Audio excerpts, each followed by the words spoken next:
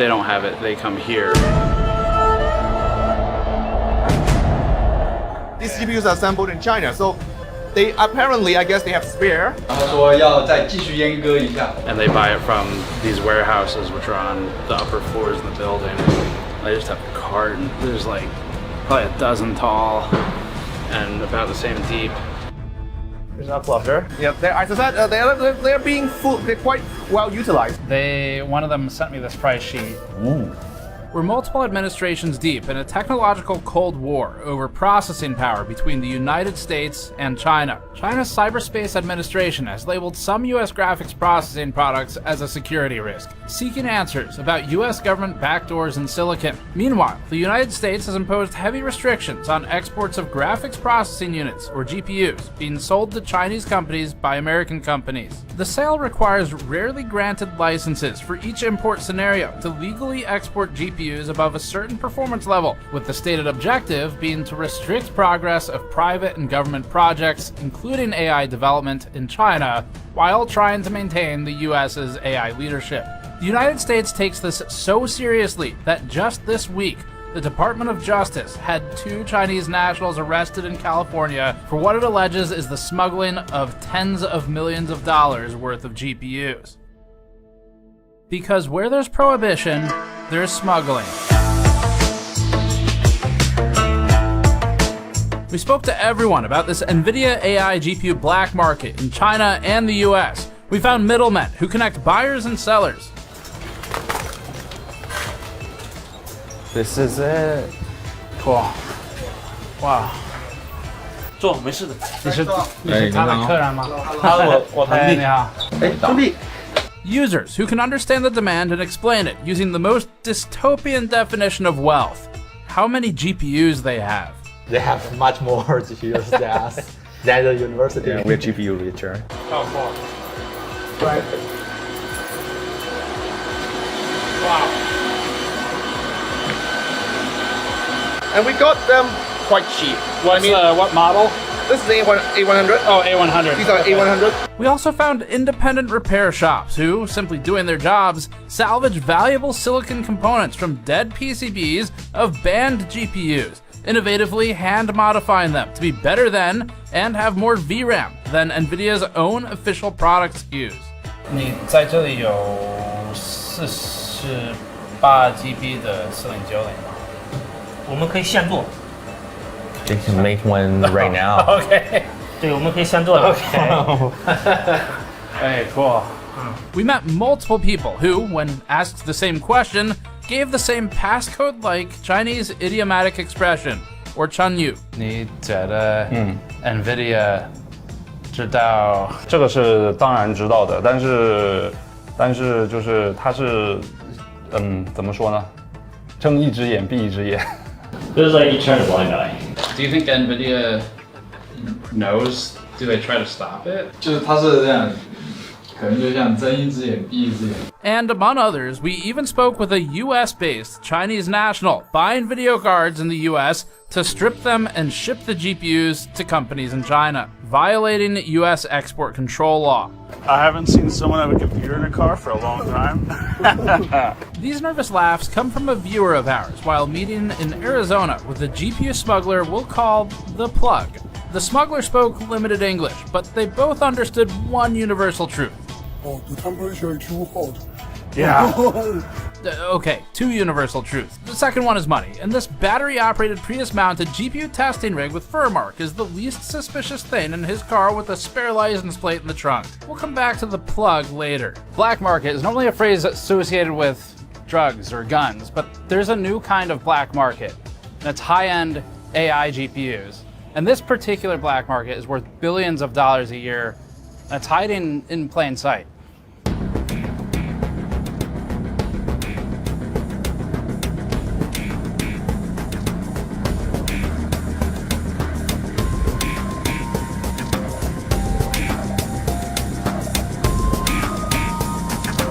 This is Hong Kong.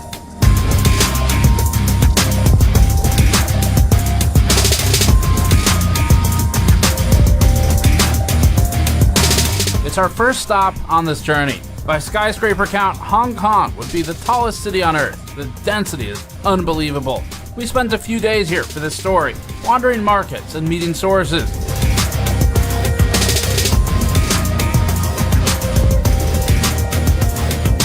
Do you feel like the ban, is it targeted at like military uses where they're trying to prevent that? I don't think from the U.S. government's perspective, there's this distinction between like Chinese academia versus Chinese military versus Chinese commercial. I don't think they really consider there's a distinction, right? Yeah. Just total. Yeah, but very general ban. Yeah. So these GPUs are almost certainly moved one at a time, right? So it's very hard to get like a full HGX system, right? Oh, so the 90 normally comes from Australia and Taiwan. Yeah. And that's why we're here to learn what the demand drivers are for these GPUs, how they get into China, and more about the illicit side of the GPU smuggling business.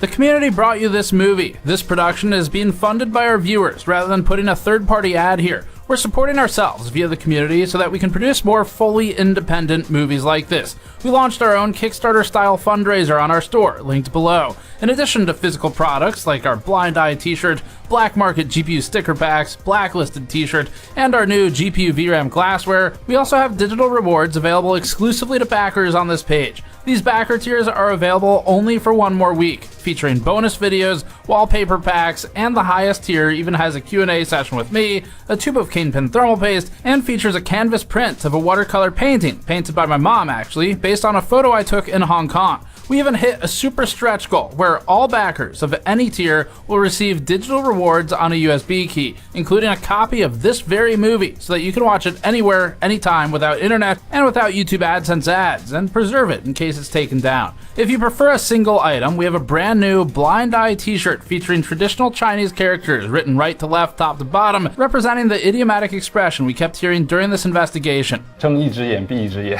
The shirt features a cyberpunk dystopian-style open eye with a camera as the iris. Our fundraiser's already hit several stretch goals, and because it's brought in so much, we're gonna release even more Black Market backer exclusive videos that you'll get shortly for backing this project. All of these items will ship throughout September and October as we bring them in, so place your orders now to get them when they go out. The link is below. Now, back to the program. This was our latest big adventure, and it began when we booked a 24-hour ticket to Hong Kong, 20 days of hotels across Hong Kong, Shenzhen, Zhengzhou, Huizhou, Dongguan, Taipei, and more. At least one of us got detained by at least one of the governments involved in this video, but we can't talk about these indecipherably singular or plural instances or instance of any aforementioned detainment. Next, we talked to a lawyer about the previous sentence, loaded into a cab that secured our luggage like this, then investigated whether or not GPUs are actually smuggled with lobsters into Hong Kong. NVIDIA was right, We've checked the lobsters for sensitive electronics and aren't any in there, so good move, Jensen. We found a pile of GPUs that are now export controlled and met a professor who really wants to make sure you know. These are legally obtained.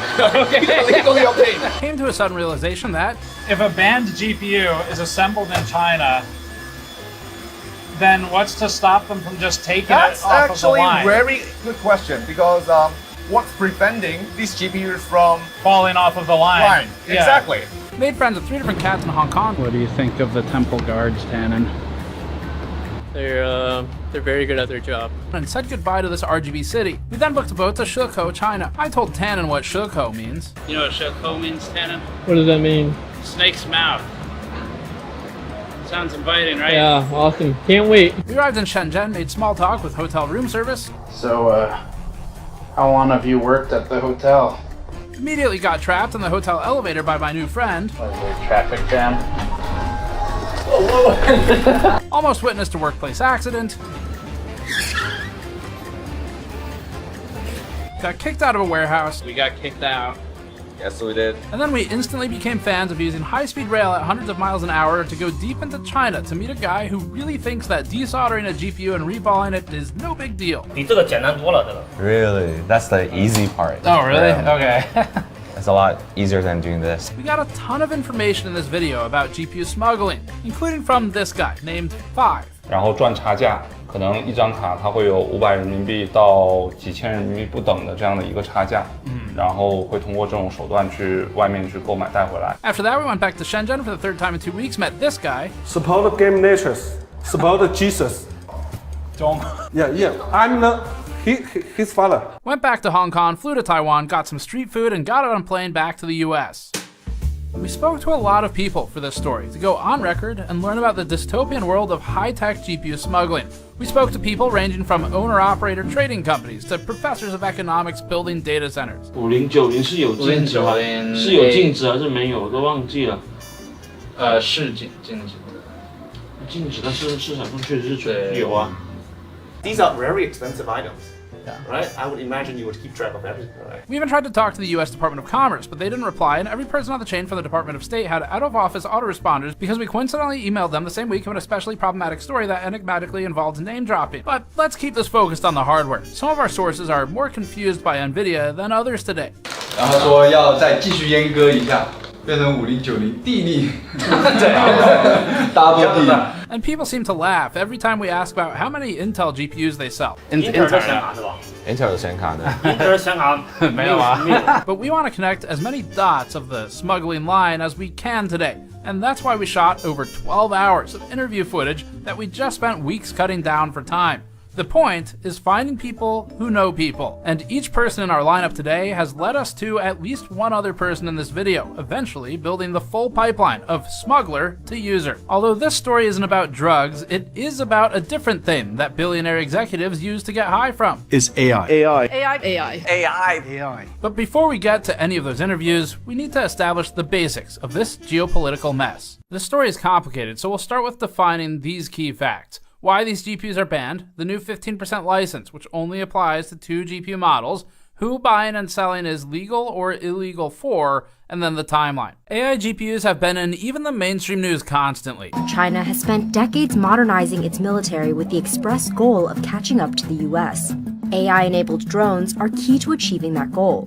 We still sell billions of dollars a year of semiconductors to China.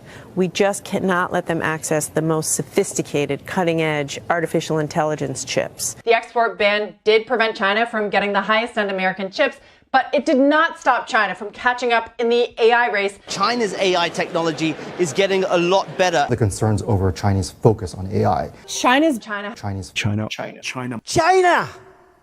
This story has been a complete mess to follow. It's spanned years, and now 2 US administrations. We ended up with over 400 pages of research and maps and finding sources and trying to understand the laws. Here's why governments care about AI GPUs. NVIDIA functionally holds a GPU monopoly in our sector of the industry, which is building computers to play video games. That now feels relatively innocent by comparison to AI. The company leveraged decades of gaming domination to build a foundation for what it now focuses on, which is making the most powerful GPUs for AI in the world. Reports warn of NVIDIA product use in nuclear weapons research, facial recognition technology allegedly used in Russia to suppress dissent, and growing concerns of AI facial recognition use in the US for similar deployments, alongside reports of use in international spying and in drone warfare. NVIDIA finds itself in the middle of all of this. Even though NVIDIA disputes selling to some of these entities, for example, it says that it doesn't sell GPUs to Russia, the products still find their way there. So NVIDIA is making money one way or the other. Someone is buying it, maybe from someone else who bought it from someone else, and much like we're talking about today, it might be transacted through smuggling. But NVIDIA does end up selling the device ultimately to somebody. Regardless of who they sell to, NVIDIA plays a big part in this worldwide obsession with AI will also create AI, using AI to create AI. And we think it's playing all sides. We'll talk about that more at the end, though. And besides, when there's a gold rush, it's better to sell the pickaxe than swing it. There's so many companies that would like to build, they're sitting on gold mines. Gold mine. It's a gold mine. It gives me tremendous joy if you just buy something from NVIDIA. We're going to be rich.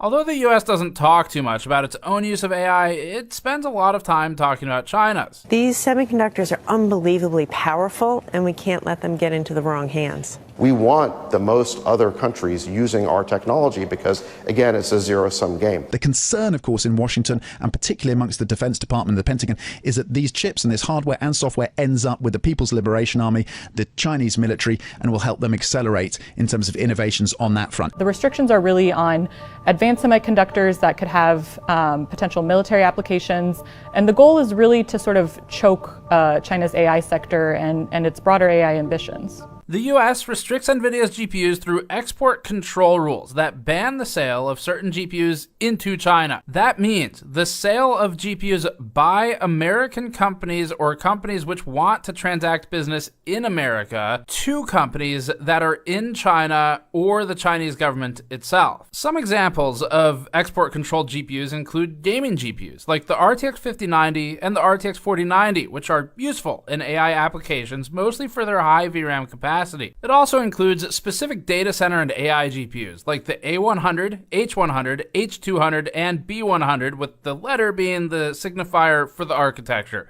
as well as other GPUs shown on the screen. Now, this list is in flux. There are some new and incoming exceptions for the NVIDIA H20 specifically, which has faced Schrodinger's GPU ban, depending on whether CEO Jensen Huang had a $1 million dinner at Mar-a-Lago with Donald Trump on a given week. A timeline would help, but we have 9 years to recap, so we'll do it quickly. Even at the end of the Obama administration in 2016, the US government was just starting to talk about AI in relation to national security in this Wired interview. Developing international norms, rules, protocols, verification mechanisms around cybersecurity generally, and AI in particular, is in its infancy. You got a lot of non-state actors who are the biggest players. Part of the problem is that identifying who's doing what is much more difficult. Yeah, if you're building a bunch of ICBMs, we see them. If somebody's sitting at a keyboard, we don't. And so we've begun this conversation. A lot of the conversation right now is not at the level of dealing with real sophisticated AI, but has more to do with essentially states establishing norms about how they use their cyber capability. Who are you more afraid of, Big Brother and the state, or the guy who's trying to empty out your bank account? Part of the reason that's so difficult is that if we're going to police this Wild West, whether it's the internet or AI or any of these other areas, then by definition, the government's got to have capabilities. If it's got capabilities, then they're subject to abuse. And at a time when there's been a lot of mistrust built up about government, that makes it difficult. Those were the early days. The first Trump administration started a commission advising Congress on maintaining AI leadership, including simply banning the sale of some advanced semiconductor equipment and chips to China. Several years of back and forth, a pandemic, an election, and ChatGPT's launch later, and the Biden administration took major action in 2022 by restricting exports to China, Hong Kong, and Macau. NVIDIA's Ampere architecture A100 and newer codename Hopper H100 GPUs and systems were all restricted. NVIDIA shed tears for $400 million worth of lost sales as a result, and it was especially sad when many of its export-compliant alternatives to these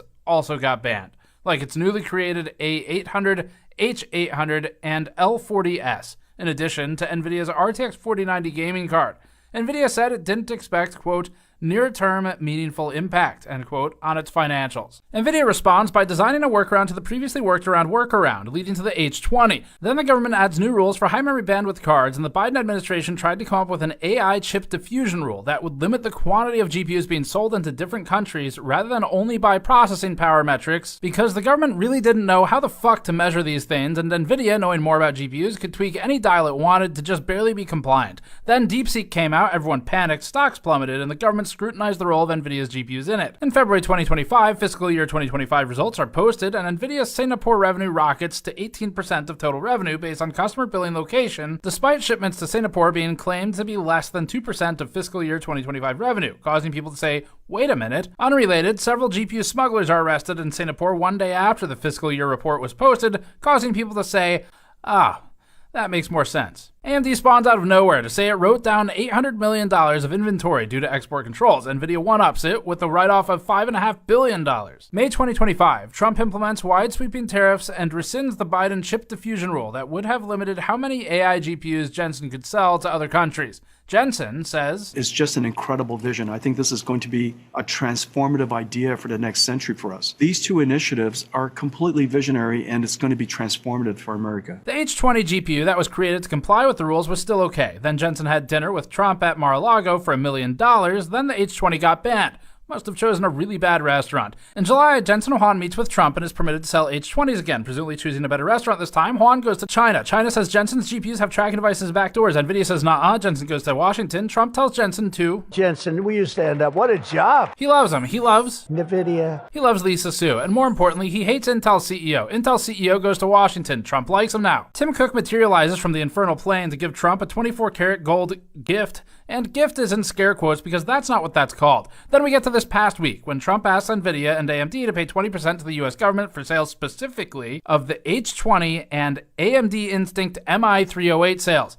Not all GPUs, as some erroneously reported previously. Cousins Jensen Huang and Lisa Su negotiate Trump down to 15%, and now they're allowed to sell two specific cards that were originally created to comply with the laws before they changed, and somehow everyone walks away a winner, except now China doesn't want them anyway. That about sums it up. Except one last thing that happened as we were filming this. The Department of Commerce doesn't yet know the legality of the deal, with Tom's Hardware highlighting legal expert arguments over Article 1, Section 9 of the Constitution. It's not our area, so we'll move along from it, but just know that this is being publicly discussed still. If you want the full details with all of the in-between, we did collect it, there will be a massive timeline article on the website. We'll link that below when it's up within a couple days. There was also recent news about a 15% revenue share between NVIDIA and AMD with the United States government for sale of some AI GPUs. This is an old chip that China already has. And I deal with Jensen, who's a great guy, and NVIDIA. The chip that we're talking about, the H20, it's an old chip. China already has it in a different form, different name, but they have it. Or they have a combination of two will make up for it and even then some. But the H20 is obsolete. You know, it's one of those things, but it still has a market. So I said, listen, I want 20%. If I'm going to approve this for you, for the country, for our country, for the U.S. I don't want it myself. You know, every time I say like 747, I want, yeah, for the Air Force. So I just wanted, so when I say I want 20, I want for the country. I only care about the country. I don't care about myself. And he said, would you make it 15? So we negotiate a little deal. So he's selling a essentially old chip that Huawei has a similar chip, a chip that does the same thing. And I said, good, if I'm going to give it to you, because they have a, they have a stopper, what we call a stopper, not allowed to do it. It's really known as a restrictive covenant. If you were to only read the headlines, you might think this applies to all GPUs and that the ban is over. And then you might think that a market in China, or in the US's eyes, an illegal market in China, would cease to be so illegal. That's not the case. So I released them only from the H20. This new 15% revenue share would, if it's legal, and they're not sure yet, allow NVIDIA to specifically sell the NVIDIA H20 GPU to approved Chinese entities. They likely can't be on the entity list. It would allow AMD to sell specifically the Instinct MI308 GPU to approved Chinese entities. The proposed license would not affect any other GPU that currently does not have a license. The government hasn't made clear yet if NVIDIA's partners would also be permitted to make these sales. That means that other banned GPUs, including the RTX 4090, RTX 5090, H100, B100, B200, and so forth, remain banned. The H20's extremely high 96GB memory capacity would enable large models to fit in memory and actually run, especially with multiple GPUs in a single rack, even if it's slower. That means companies can achieve performance targets by stacking GPUs, which are lower clock and core count but higher capacity, and doing NVIDIA CEO Jensen Huang's favorite thing. We were trying to solve scale up, scaling up, scale up, scale out, scaling up, scale it up, scale it out, scale up, scaled up, scale up, and scaled it out, scaled it up, scaling in that way. As for the newer Blackwell architecture GPUs, now Jensen's a very brilliant guy, And Jensen also has a new chip, the Blackwell. Do you know what the Blackwell is? The Blackwell is super duper advanced. Let's not give NVIDIA any ideas for new GPU names. I wouldn't make a deal with that, although it's possible I'd make a deal, a somewhat enhanced in a negative way Blackwell. In other words, take 30% to 50% off of it. But that's the latest and the greatest in the world. Nobody has it. They won't have it for 5 years. On the Blackwell, I think he's coming to see me again about that. But that will be a unenhanced version of the big one. For now, these super duper GPUs are not licensed for sale. In short, the H20 and MI308 were compliant with the US government's original rules. Then the rules changed during design and production, and they were banned. Then AMD and NVIDIA collectively declared over $6 billion in financial impact as a result. Then the US government said, wait a minute, we can help with that if you cut us in. It reminds us of our tariffs documentary. And with this, if I see a tariff of 20 or 40% one week, 50 to 60 a day later, then I see it 120%. Then I see, well, electronics are maybe exempt, and in Bloomberg, and then I see on Truth Social, no, that's not actually happening. I have no idea what that means. So I can't make decisions because it's not about it being a high tariff. It's about not having a clue what's going on. The H20 most certainly is not obsolete, though. It's still very desirable in China, and with a lot of them, they become particularly potent. Setting a threshold for banned hardware should be objective, since it can be tested. This is a graph from the Department of Commerce that visualizes the original threshold at which a computing product became automatically banned for export to parts of the Middle East and China without a granted license. There have been some changes since, but back when this was made, the total processing performance score on the y-axis was used to determine cards in need of a license. The government needed a metric to calculate against, so it created its own. Accelerators and video cards have a lot of metrics in their spec sheets, including memory capacity, which is critical and as simple as a pass-fail for certain AI and training use cases. They have hard numbers for memory bandwidth, GPU clock speed, GPU SM or CU count, TPCs, tensor cores, ROPs that are sometimes randomly missing on NVIDIA devices, teraflops, TOPS, petaflops, gigaflops, gigabits, power, and more. So then, banning a product could probably be based on some sort of benchmark rather than a random metric from a spec sheet. But the US government, illustrating what an absolute clusterfuck this situation was and now remains, decided to instead multiply one random metric from a spreadsheet against the bit length of the operation being executed. Flops, or floating point operations per second, and TOPS, or tera operations per second, are calculated by the company making the spec sheet and aren't a great measure of actual performance. These numbers are based on both marketing and whether we're talking about FP8, half precision floating point 16, single precision floating point 32, double precision FP64,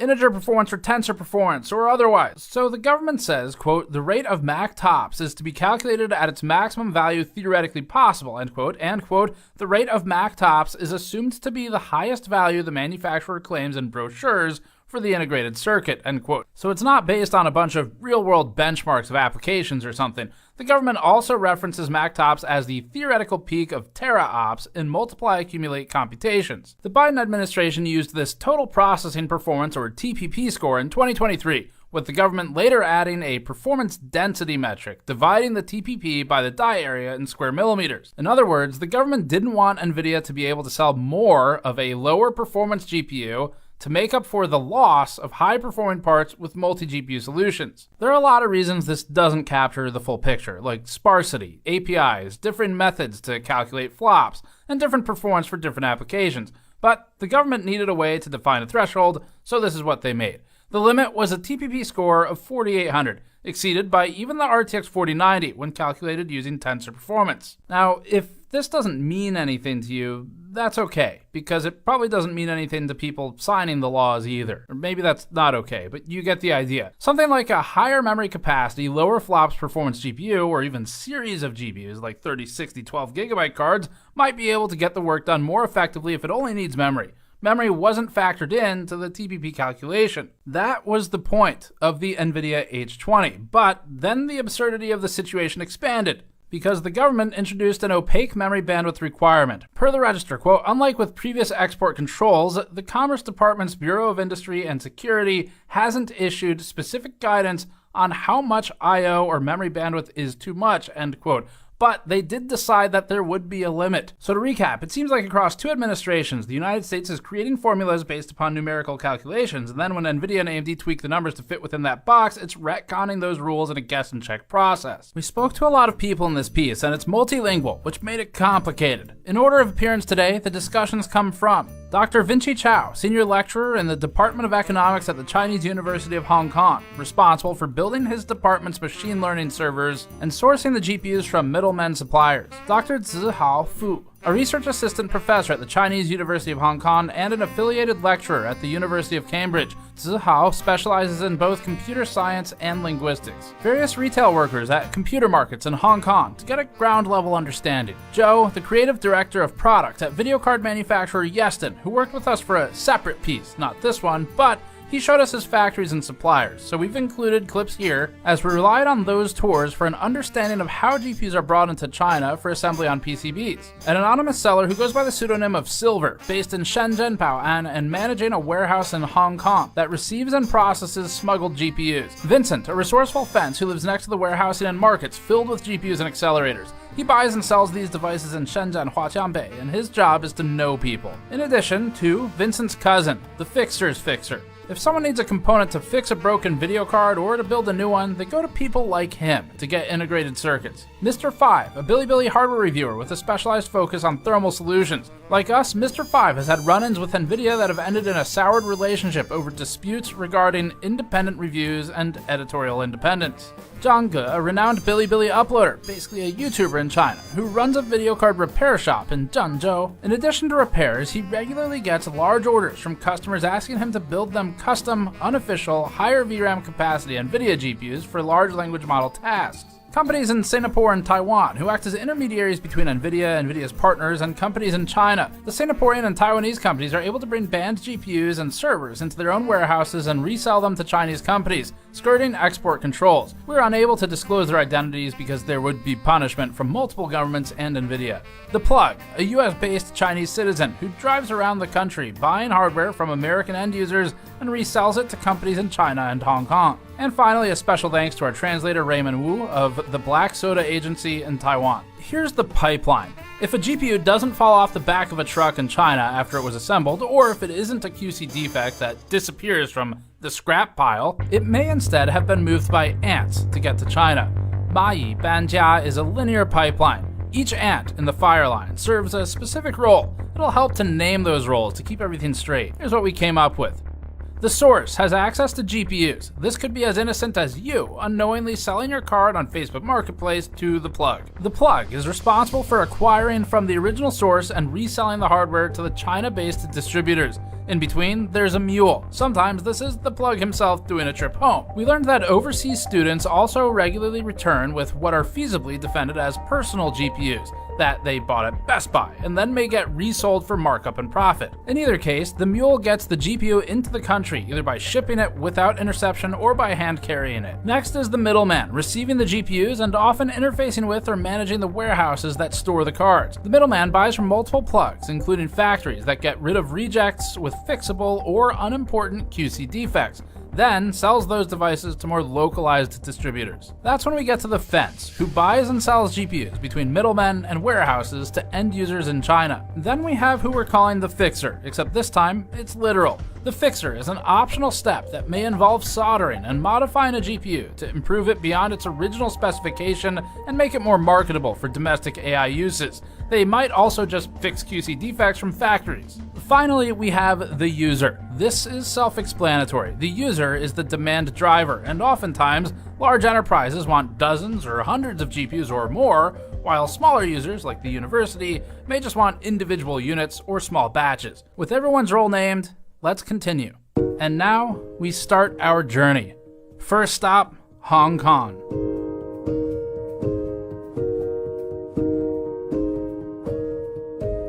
Upon arriving in Hong Kong, after checking out the local wildlife, one of our GPU dealer informants slipped us a price sheet for a mix of GPUs that are both export controlled and not. Alright, so check this out. This is a GPU price sheet where we just got to Hong Kong and I've already been able to find a supplier who works as a middleman between smugglers. And you just pick the GPU you want, so you can see 5090, 4090, 4090, 48 gig, 5090. Down here, there's some A6000, A100, A180 gig. That's pretty valuable. So that's 75,000 renminbi.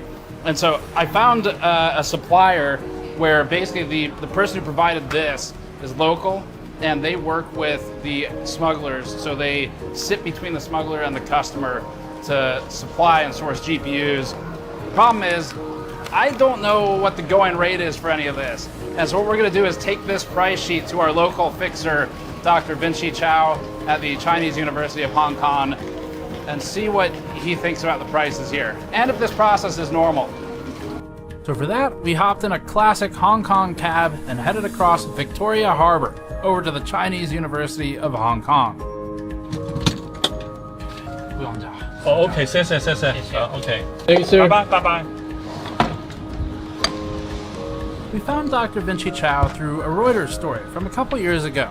Vinci works in the economics department at the university, and he's responsible for having built many of the servers and machine learning systems that are in use daily.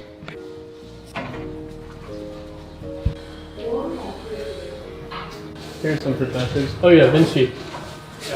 He has a whole blog detailing his process, including the difficulty of sourcing components and the ease with fixing problems when so close to Shenzhen, such as having custom PCIe riser cables built and basically done the same day. Dr. Vinci Chow is the right person to start us off with this story and educate us on where to go next. We're here to learn the user's perspective, because before there could be any kind of market for it, there has to be demand. And that is what the university and organizations like it generate.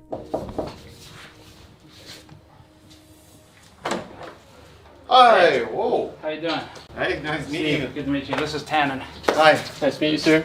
Right, so we have several options. Okay. You can set up shop here. It's a construction site here right now. Yeah. So we are renovating. An interesting anecdote is that Dr. Vinci Chow actually went to school with someone important at NVIDIA today, the Vice President of Applied Deep Learning Research. I was actually in Berkeley at the same time as Brian Catanzaro. Oh, cool. We're working buddies. That's cool. Yeah, I know him. Right. Wow. We won't be able to do much talking in here because of the noise. Yeah. So, A100. These are legally obtained. These are legally obtained. We got it. Actually, very interesting because we got these. I think right before the ban. No, right before ChatGPT was released. Okay. Around ChatGPT. So several years ago. Yes, and we got them quite cheap. One of them is actually modified from a SXM version. Before everything, GPU becomes such a scarce resource. Yeah. There was a period of time, I think right after crypto crash, that GPU was actually quite cheap. Even A100 was actually quite cheap. We were able to get these for like less than $10,000 US. Right. And then ChatGPT came out and everything like it went crazy. Yeah. Even now, like if you go on like AliExpress, like you still see a lot of 2080 Ti, like 2080 Ti being modified. So for teaching, we use a 3060 because without modification in the Ampere generation, it has the highest memory capacity. Right. Right. But it's all gone. Like clearly there's demand. It probably makes sense for us to get the mics on. Because of the way we shot this, you get to see something you don't normally get to see in our stories, which is all of the conversation leading up to formally filming. Sometimes there's more interesting information when we're just spitballing. Like, I guess even universities have become more secretive, right? In the past, universities are very open, right, in terms of what we're doing, what we are capable of. These days, I think there are second thoughts. Some researchers might not want to be being so open. Yeah, the collateral damage is an interesting and topic. On the other hand, like it's interesting because, it's the export ban, right? So it's illegal to export to China, and that'll be one of my questions for you. Without permit, right? But then it's completely legal on our side, right? There's nothing that says that you cannot buy high-end GPU, right? So from our end, like as long as we follow all relevant procedures, right? There's absolutely nothing illegal for us over here to buy these GPUs, right? So that makes it for a very interesting environment. Yeah. Like so, you have, because if you look at the university documents, right? I think you will be able to find obviously these universities have been purchasing GPUs, right? It's completely legal over on our side, right? Yet this is clearly not supposed to happen, right? From the perspective of the U.S. government, right? So I guess for universities, once again, it depends a lot on how committed, a particular researcher or particular unit is when it comes to acquiring GPUs, right? I mean, if you pay enough, supply is there, right? Maybe not if you want to build like a super cluster, right? For research, most researchers are talking about 1 or 2 GPUs, right? And if they have the funding, then it's possible to obtain that. So it's just everything is more expensive. That makes sense. I'm in the Department of Economics, which is kind of interesting, I guess, for someone in the Department of Economics to talk about GPUs. But we started building our own cluster during the COVID, right? Well, not just we, but you specifically. Well, me, all right. Yeah. So I'm responsible for that. So it's we because the department has to fund it. Right. So I am the one who plans these things out, but the department funds it. I started building my own desktop computers back when I was in high school. Cool. Right. Hong Kong is a small place, right? I guess we'll visit that later on. But in Hong Kong, you can actually physically visit computer malls where you can just pick whatever parts you want. And then during COVID, then we had this idea. Then we probably have to try to provide remote access to computing power. The first GPUs we have was 1080 that we obtained from the computer malls. $500 US each. Back then I was thinking that's so expensive. $500 for a GPU. If you were to ask one of the local supplier, how much let's say H200 is going to cost? It's going to be about 30K. US. 30K US. There's a big premium for data center GPUs, right? So even if you obtain an aging A100, that's still going to be almost 20K US. Is anything from Blackwell over here yet? No. Not yet. Not yet. It's illegal for a company like NVIDIA to sell them into China. Right. But not for anybody here to buy them. Yes. I messaged some sellers on Alibaba. Right. And one of them sent me this price sheet. Ooh. Tell me, what do you make this? Do you have any H200s in your servers? Well, we want some. Okay. We want some. I can connect you to the supplier. We want some, right? We want. So what like that? After tax, they want $213,000. What is that in US? Let's see. So that is $29,700 US. Yeah, that's about I think the right. I don't know what MSRP is, or if they even have one. I think, but first of all, it's not like there are a lot of companies, even in the States, that would just put out an MSRP and they just buy it online or something like that, right? Right. But I think for the few companies that actually list a price, I think it's actually the premium is, as I said, it's surprisingly low. Right. It's almost as much. It's just about the same as their MSRP, as far as I can tell. Do you know how these companies, like the suppliers, get the GPUs? Any idea? Because I've read a lot, right? I've read that I came across a Chinese phrase in one of the Baidu searches I did, and I think it was like "mai banjia" or something. And the idea, if I understood it correctly, was that a bunch of people kind of move one GPU. Right. So these GPUs are almost certainly moved one at a time, right? So it's very hard to get a full XGX system, right? These days, most of the vendors would recommend getting the PCIe versions of the GPUs, because it's so difficult to smuggle in a full XGX system, right? Okay. Yeah. Now, if you want an XGX system, for example, the companies that have ways of obtaining them, would recommend that they be installed in a different country. Okay. Right. So basically, you can like acquire GX and then have it installed in like Southeast Asia. Okay. Right? So meaning. Right. It would actually be physically located somewhere else, and then you remote into it. Right. Okay. That's what they would recommend if you want that.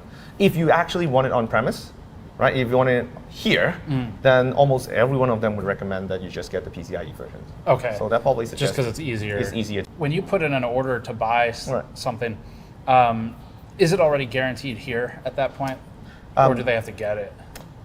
Depends. Okay. Some companies have limited stock.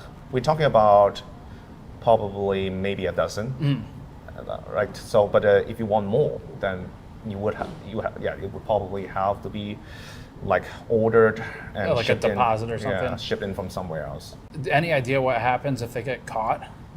I mean, to your money, you know, like. Well, we don't pay. Okay. Until we have to pay deposit, right? But then I presume if they cannot deliver, you maybe get it back. We will be able to get it back locally, since I mean, we're not doing anything illegal, so we can just go to the court and suit them. And do the local governments even care? I mean, like, because I guess that was one of the things that was unclear to me, where if it leaves the U.S., like let's just say, as an example, if NVIDIA decides, you know what, we're just going to ship it straight from Santa Clara, California to Shenzhen or something, you know, that would be a problem. Right. But on the receiving side, do they care? You know, does like Hong Kong I would say the receive. Well, I would say no. That we don't. We probably don't care. Right. I don't think the government is going to obtain these GPUs now that there's an export ban. I don't think they're going to do that. In Hong Kong, we have like basically the government essentially funded 2 H800 Superport, but they are both legally obtained right before the ban. So, and since then, there hasn't been any news that they're going to expand their capacity. So I would say the government probably not going to do it itself. I guess the only thing they care about is if someone brings it in, they pay the import taxes. Well, but there's no import tax in Hong Kong. We are free trade port. Okay. You can pretty much bring whatever you want, except normal things like firearms, like you can't do that, right? But otherwise, we are free trade port. So. Okay, that makes a lot more sense then, because I think I read that Macau is the same. Right. Maybe free trade port. Free trade port. Yeah. Okay. Interesting. But I'm pretty sure these GPUs don't go straight from the US to Hong Kong. Right. They would go through. They probably go through Sanguo, some third party country somewhere you can actually legally export those GPUs to. Singapore comes up a lot. Singapore comes up. Malaysia is another place that comes up. Right. Have you heard of? I saw a story from The Economist actually, where they said now there's. Like they referred to it as, I think, data smuggling. Right. They're talking about bringing data from countries with the export ban to Singapore to have it processed locally. Right. So I think it's similar to what some of these companies have offered us for consideration. Is that given how hard it is to bring in a large system, it's actually easier either to fund a system in Malaysia or Singapore, or you just rent capacity there, and then just remote access, right? Yeah. I mean, I guess the reason why you actually have to take physical hard drives back and forth is due to the size of the data. Right. It's going to be hard to transfer data remotely, but otherwise the idea is the same, right? Given that you cannot bring the system in, just have it somewhere you can access. How you doing? Steve. Hi, I'm Steve. I'm Zihao. Good to meet you. Yeah, good to meet you. What department are you in? I'm currently working in the linguistic department. Okay. So my focus is still doing some programming and running on GPU. Previous, my background is computer science, so I need a lot of GPUs. Right. So you've already got the computer science background, but then I got a computer science background in this university. Yeah. Do you have your own server cluster? Is it separate from the econ? I think they have the best one. Okay. This is the best one in this university. So who built the one for the arts department?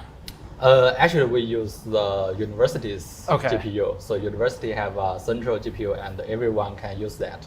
If you buy some GPU, and they can help you to manage that GPU. Okay. So that's how we are using. But I believe they have much more GPUs than us, than the university. Yeah, we're GPU richer. Right. GPU rich. Yeah. Yeah. What are the things you guys use them for normally? Just the training and the inference large language models. Okay. Like for me, my research is about large language model. Yeah. So if you want to train a model, teach the language model to gain more knowledge, you need to fine tune. And before that, maybe a few years ago, we just train from scratch.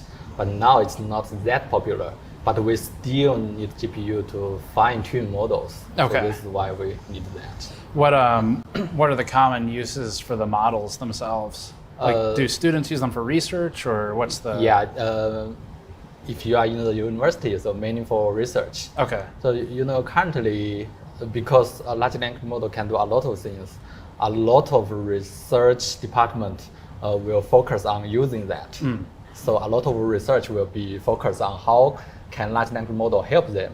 For example, like cleaning the data and doing some basic inference, or just imitate human to do some research. Okay. Something like this. So it will be Do you guys very, ever very end useful. up working with each other? No, we Not haven't. really. Well, our two faculties are in talk of collaboration, but as you said, like a lot of demand really coming from researchers that are using these models for things like processing large amount of text data, right? Right. So, like in the past, what we would do is that these researchers would hire junior research assistants to go through text data manually.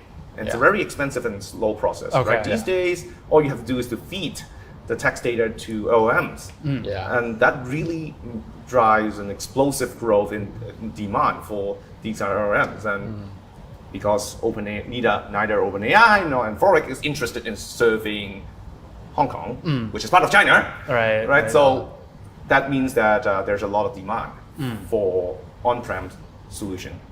What so in linguistics, do you use it for just as an? I don't know a lot about linguistics research, but the Dongwan Lao Shi is she's a linguistics researcher, and so I know one of the things that they do in the University of Columbia in New York is they'll scan old documents from like the medieval ages, from 1,000 years ago, right? That's cool. And they try to convert it into modern English.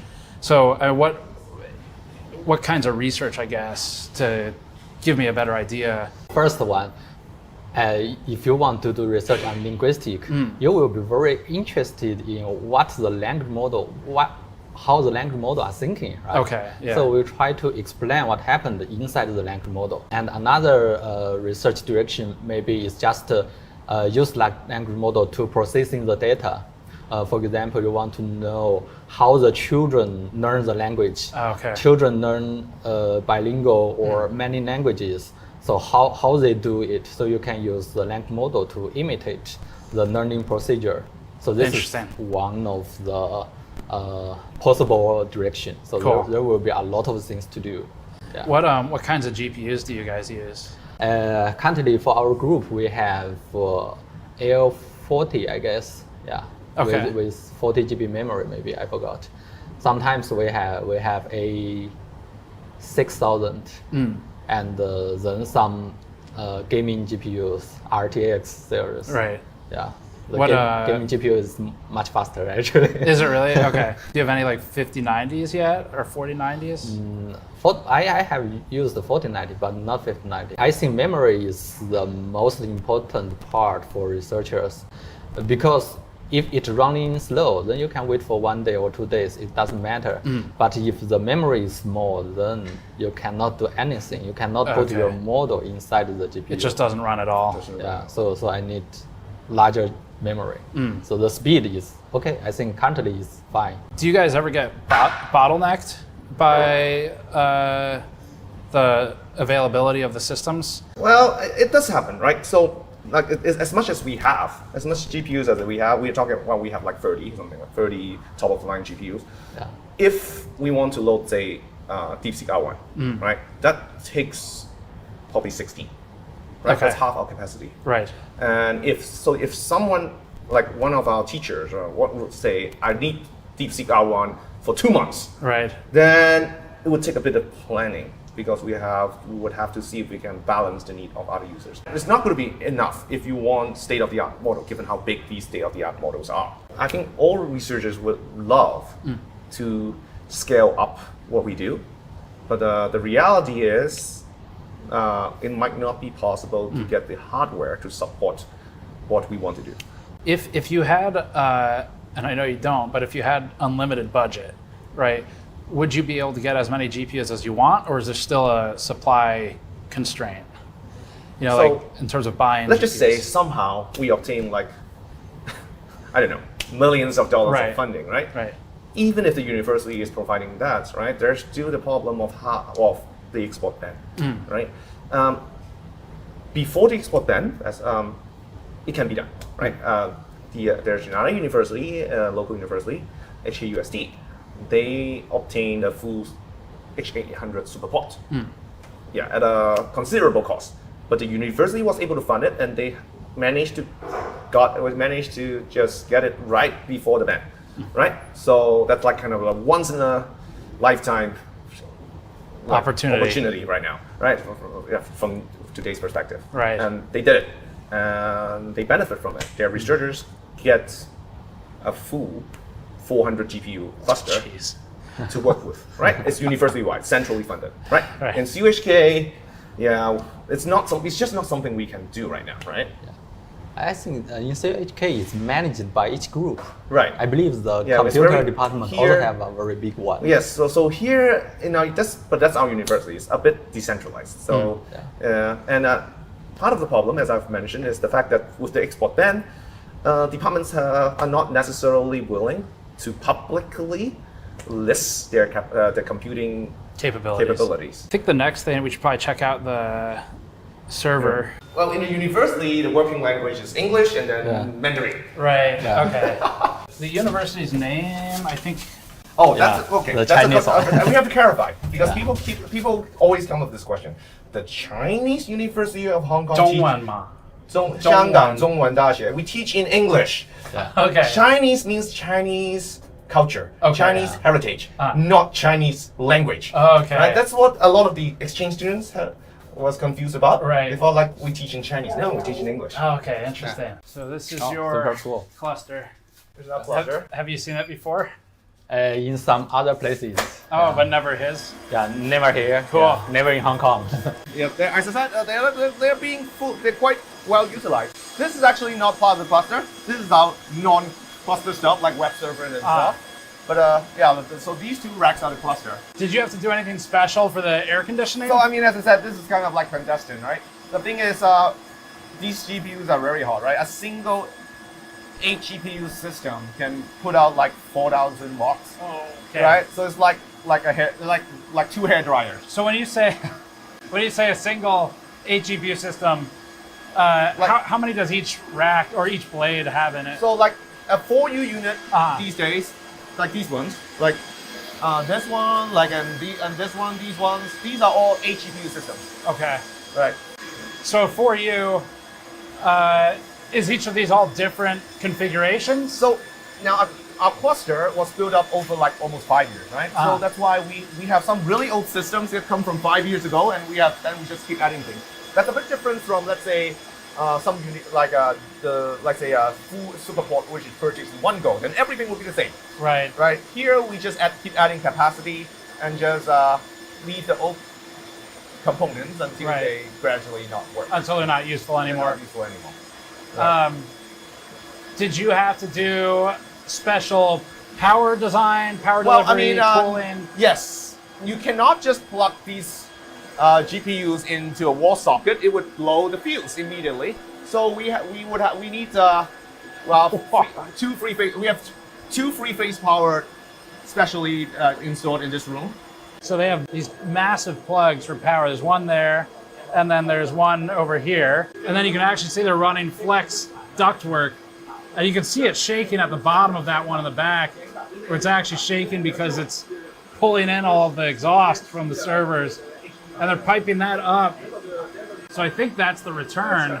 That might be the front side, we'll take a look, but they're basically circulating it with the flex ductwork. Crazy. And that looks like maybe more, I think that's more AC going up to the mini split up top. I guess how many, A100s or H100s? Right, we have something like 30 A100 class GPUs, and then we have a bunch of like 3090s, 3060s, right? So in total, we're talking about 50 or 60 GPUs. Okay. Right. So yeah, but the top of the line GPUs are for teachers. And what are the 60 class cards for? Like 3060s? For teaching. example?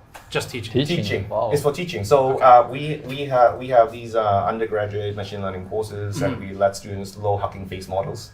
These 3060s are for them. We don't want them to occupy the A100. Right. So, and 3060s have 12 gigabyte of memory. That's right.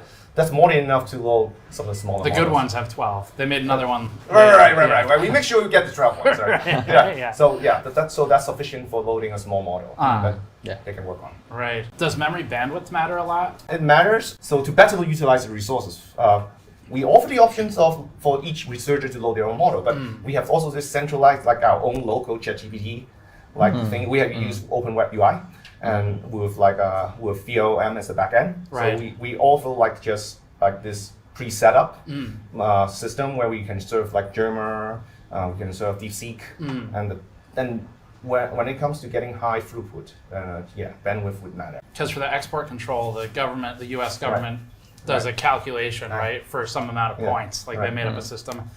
And memory bandwidth is one of the components of the formula. Yeah. They're getting smarter, right? Because there has been multiple versions of the band, right? The very first band was targeting the NVLink, I think. Okay. The A100 to A100 as NVLink. So that has a little effect. Yes, it's a bit slower, but it's still okay, right? And then I think they switched to targeting the flops. Yeah. But that I think there was a certain amount of flops you can't exceed. Then I think depends on workload is that I think it didn't work as well as they might have hoped for because the H20 still sold really well. Well, I mean that's what's so interesting about it is the government's, at least the U.S. government, hasn't really caught up to what these are, like, and so that's true. So they don't know how to ban it. I feel like so they just kind of pick a number. It's developing very fast, right? Because if you go back like 5 years ago, everyone probably would think that flops is a very important metric to consider. But turns out when it comes to loading large models, what we all care about is how much memory, how much VRAM you have, right?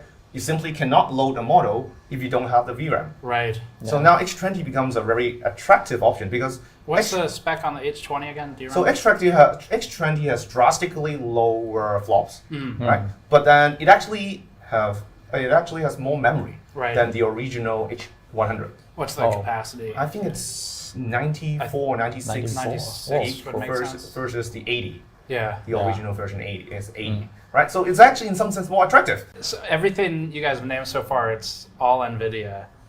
So are there any non-NVIDIA GPUs like in the university cluster?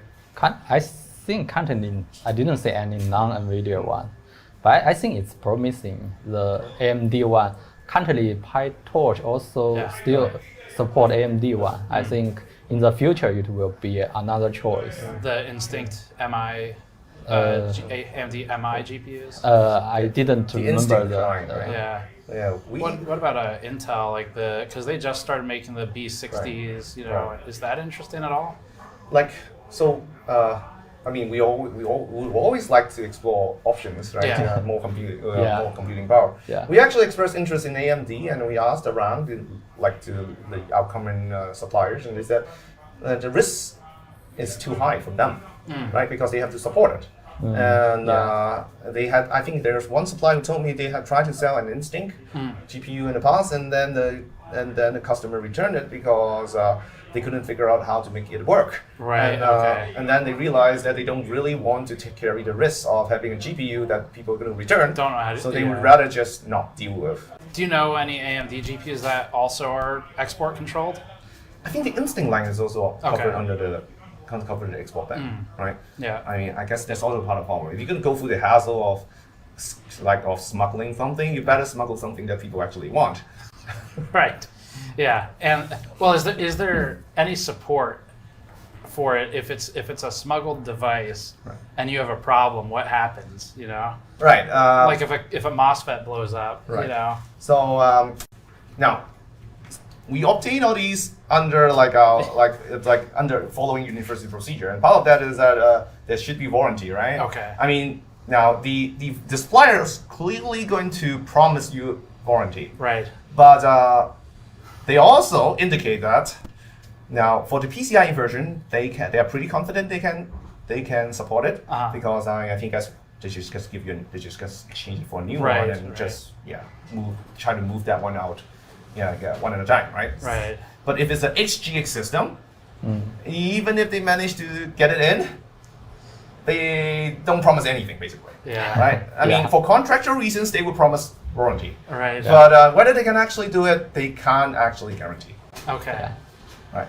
So actually, we have a legally obtained HGX 800 system that we got before the ban. And as far as I know, after our initial, I think 5-year support contract ends, it's not possible to renew. There's a 4U system with 800 inside. Do you ever physically go to pick up the GPUs when you're arranging from a supplier, or they just ship it here? They usually ship here. So it's just like Express. totally normal commerce, basically? Right.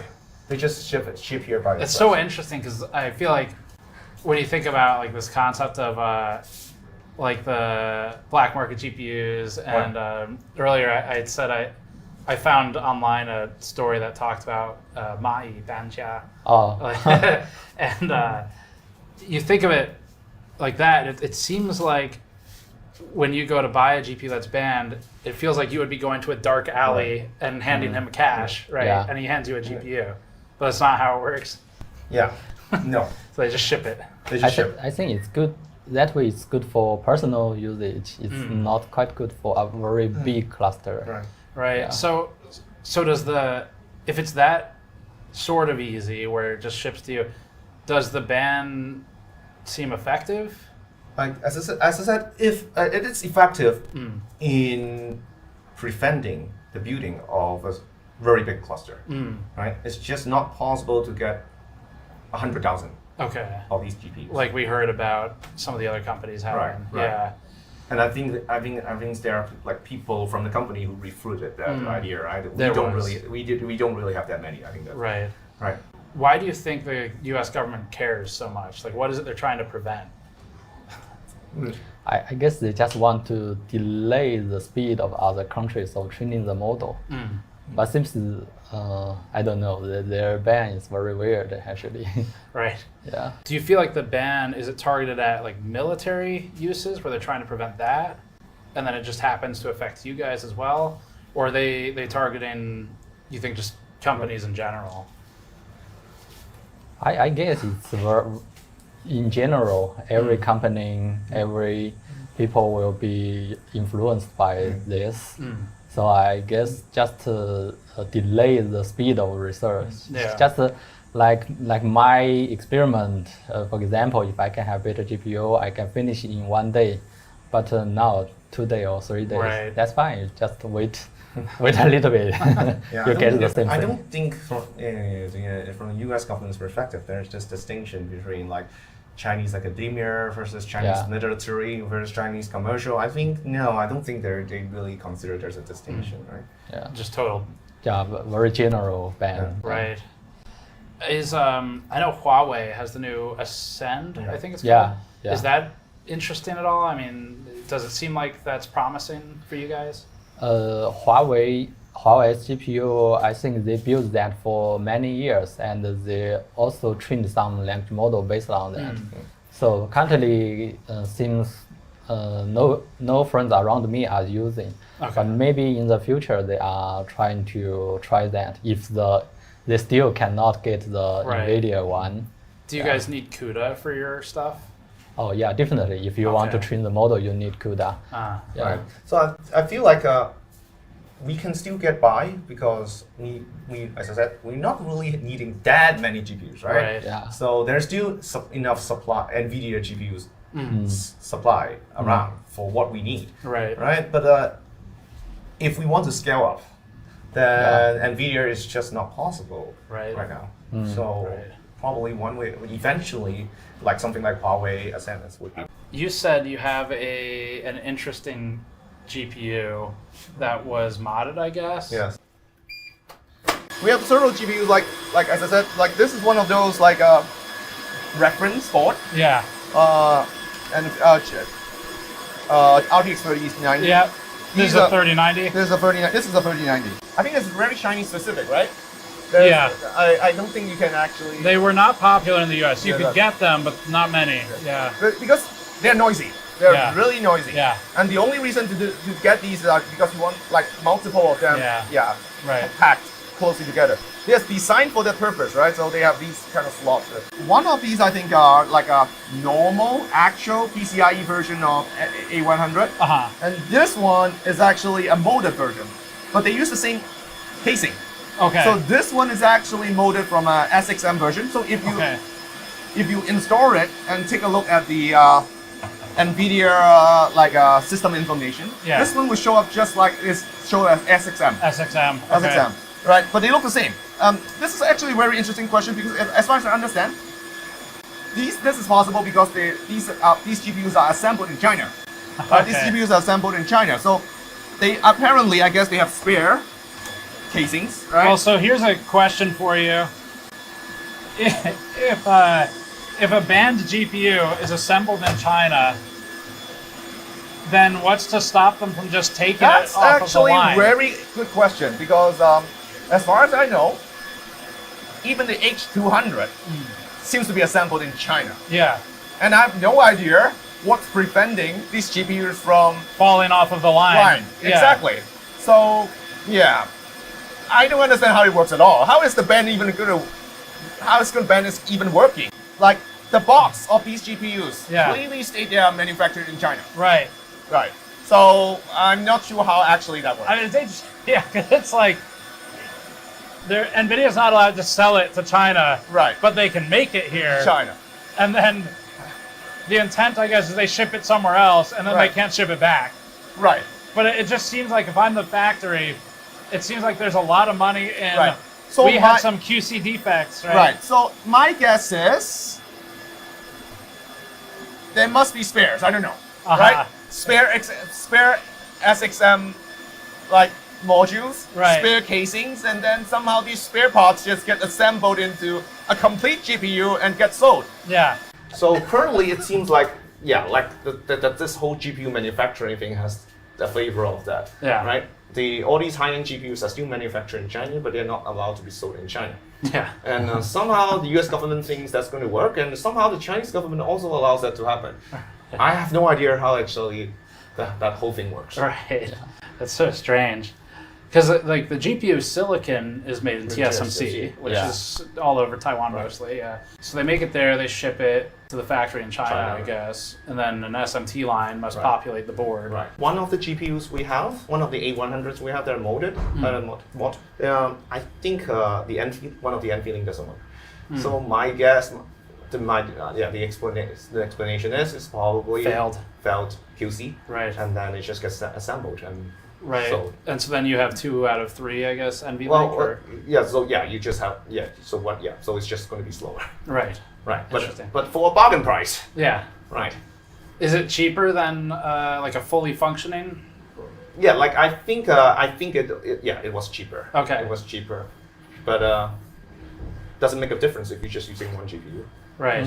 So it would be a bargain. Interesting. Yeah. Do you think NVIDIA knows that all of this is happening? I would be surprised if they don't, right? Yeah. I would be surprised. I would be really surprised if they don't. Right? These are very expensive items. Yeah. Right? I would imagine you would keep track of everything, right? Yeah. I don't know. Is that? It's hard to know what they can do, what they plan to do with all these defective parts. But we're very surprised that no one have ever thought of the possibility that if it's something so valuable, someone would come up with a use Right. of Even these a defective one. defective ones. Yeah. Yeah. Interesting. Yeah. Yeah, like the AGPU servers. Like we could pull out one of them if you want to see what's. If it doesn't disrupt you, that would be great. One of and then we have now. Yeah. Pull out one. This seems interesting. So this is one of our older ones. This is our older one because this one is not. It's basically assembled completely from like retail parts. Okay. Right. So this whole system is obtained around when the time when ChatGPT came out, right? Yeah. So this is the time when everything you can get from AliExpress. Yeah. Like the case, right? So you bought all of this just on AliExpress? Yes, everything is from AliExpress. Everything from AliExpress. Cool. Like CPU, RAM. The part that's by far the hardest to get is the power supply. I saw you write about that in your Right. blog. Right. What makes it difficult? Because now it's very hard to get high quality, high power server grade power supply. This like you need in order to support 4 A100, you need like 2000 watt power supply, and Right. you need these kind of server grade redundant Yeah. power supply, and there's just no demand in the from retail customers for these kind of GPUs, so for these kind of power supplies. So this supply like, is low? Right, if you buy this case, mostly they come with something like a 800 watt power supply, Yeah. and we need 2000. So that's the hardest part, right? To source. Is this a redundant power supply? This is a redundant power supply. Okay, so it's got a failover. The CPU, what are you using for this? This is a Epic 7763. That you can get from AliExpress, no problem. Okay. If you need to. And then the port is from ASRock. Yeah. Yeah. ASRock board. ASRock rack. Yeah. So it's like the server line of ASRock. It does have like 7 PCIe slot. But then in order to, because we need we want infinite band network. Yeah. So we have these cables like specially made to the they're link, custom made. to the length we need. Okay. Right, we need it to be this long, and to support the infinite band card. Is that that down there? Yeah, this is the like. So that's the infinite band card. Right. That's the 200. That's the HDR 200 GB card. Right. Card. Yeah. Is all of this stuff pretty high priority for the university at this point? Like on the, technology side, are they invested in the purchasing? You know. I think the university is realizing how important this is, right? That's why we have this brainstorming session. Right. Yeah, I guess university will begin to buy more GPU and try to find some strategy to share with the whole staff members. Right. Yeah, it's a good sign. Cool. But it's just a start. Right. It's I think we would try to catch up quickly. Yeah. Try to catch up quickly.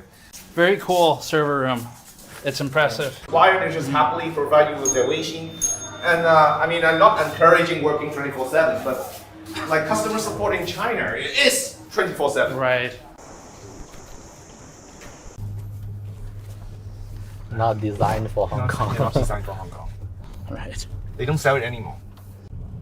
So Hong Kong is a free trade port, I guess. Yep. Yeah. But China mainland is not. Except Hainan, right? Except Hainan. Yeah, Hainan and some part of Shanghai also makes similar policy. And that just means no local tariffs, no import taxes.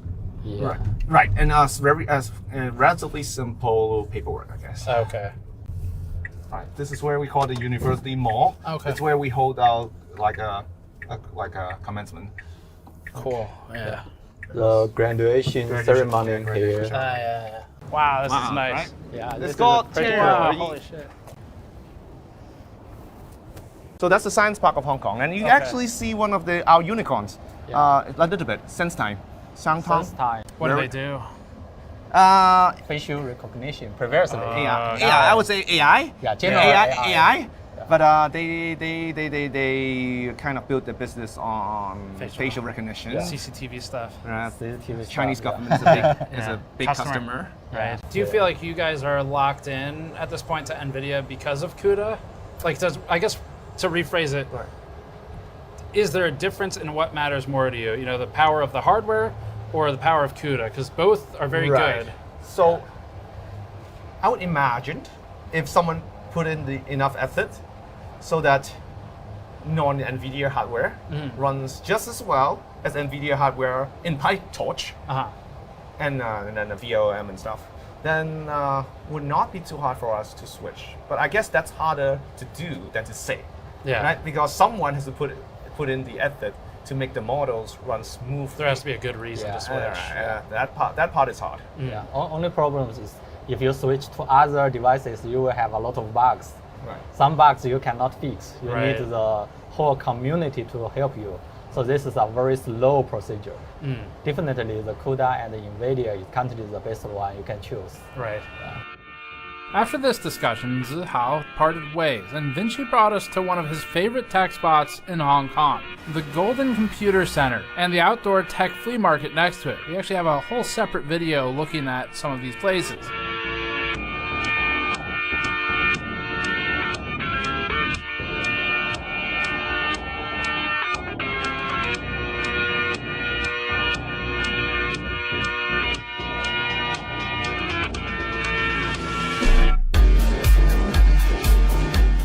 After this trip, we asked him if we could go find some supposedly banned GPUs, like the RTX 5090, except available in public, where, in theory, you shouldn't be able to find it.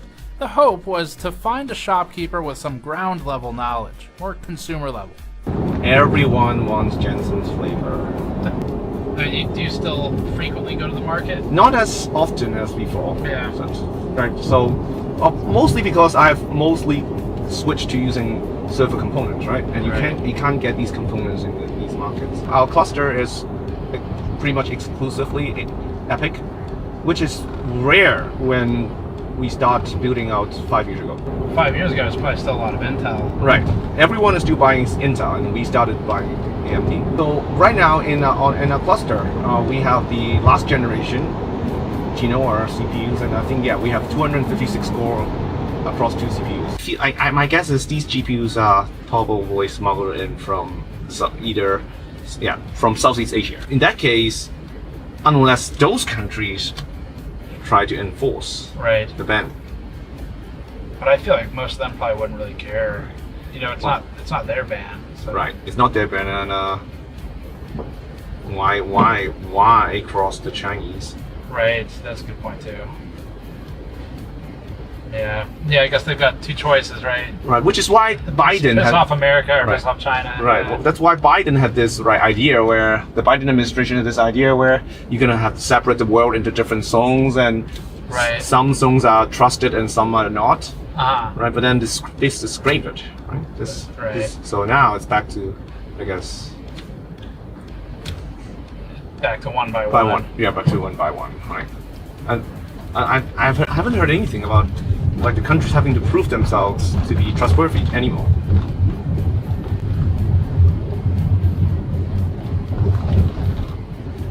It must be frustrating for NVIDIA on some level, because I'm sure they would rather much that they can just sell whatever they want to China. If they come up with a product that is in high demand, that means it's useful for AI. And if it's useful for AI, the US government wants to ban it. Right.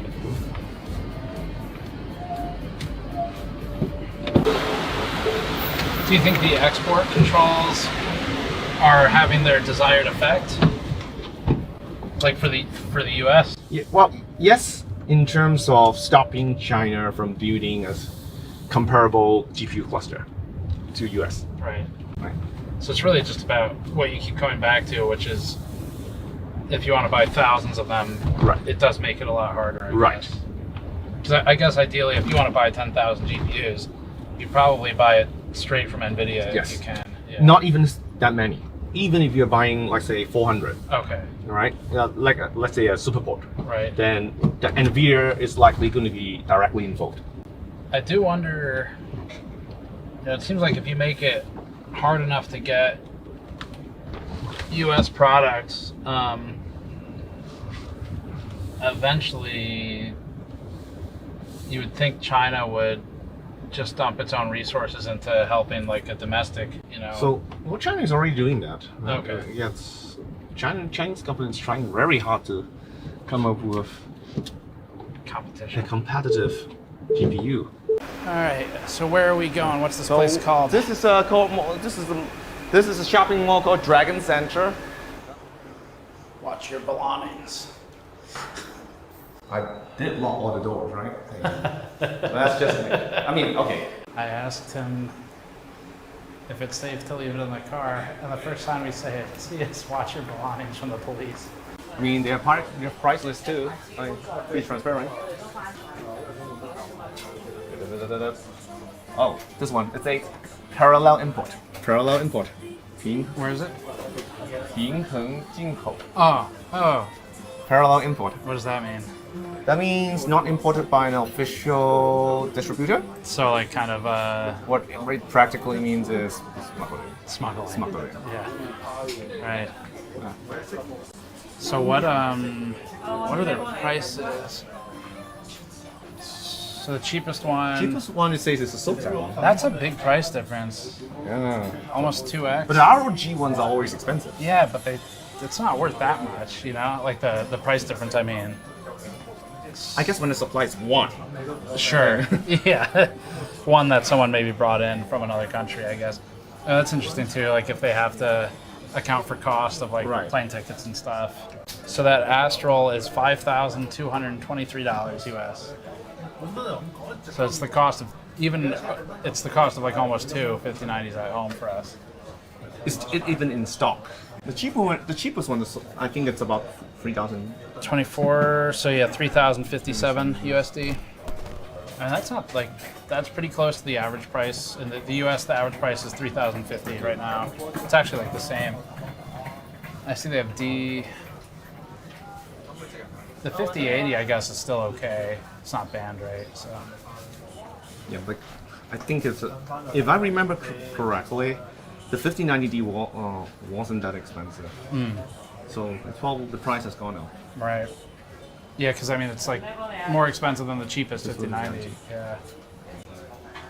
Interesting. It's possible that it still comes with warranty. Like these ones probably have no warranty at all. Oh no, I mean 3 years Hong Kong warranty. I think what that means is that the store promised that they're going to help you. Right. But I think these ones, the 5090D, they were imported back when it's legal. Right. So they still, I think they actually have official warranty. That's actually, yeah, that's a good point. I wonder if you bought one when it was legal, if you still get support. Yeah, I think that's the case. Yeah. At least that's the case with our data center GPUs. Okay, that makes sense. Oh, there's a D. The D is banned now. Yes. They can come out with DD or what? DV2. Yeah. I think the price has gone up. In like now that it's going to be banned. Yeah. It's interesting. You can buy a 5090 FE here. Yeah. I mean, but it's supposed to be banned, right? Yes. But you can just buy it retail in a store. As I said, it's not illegal to buy. Right. But I guess what's surprising me is how easy it is to buy them. With the right price. 36,000 HKD. That's pretty expensive. That sounds expensive.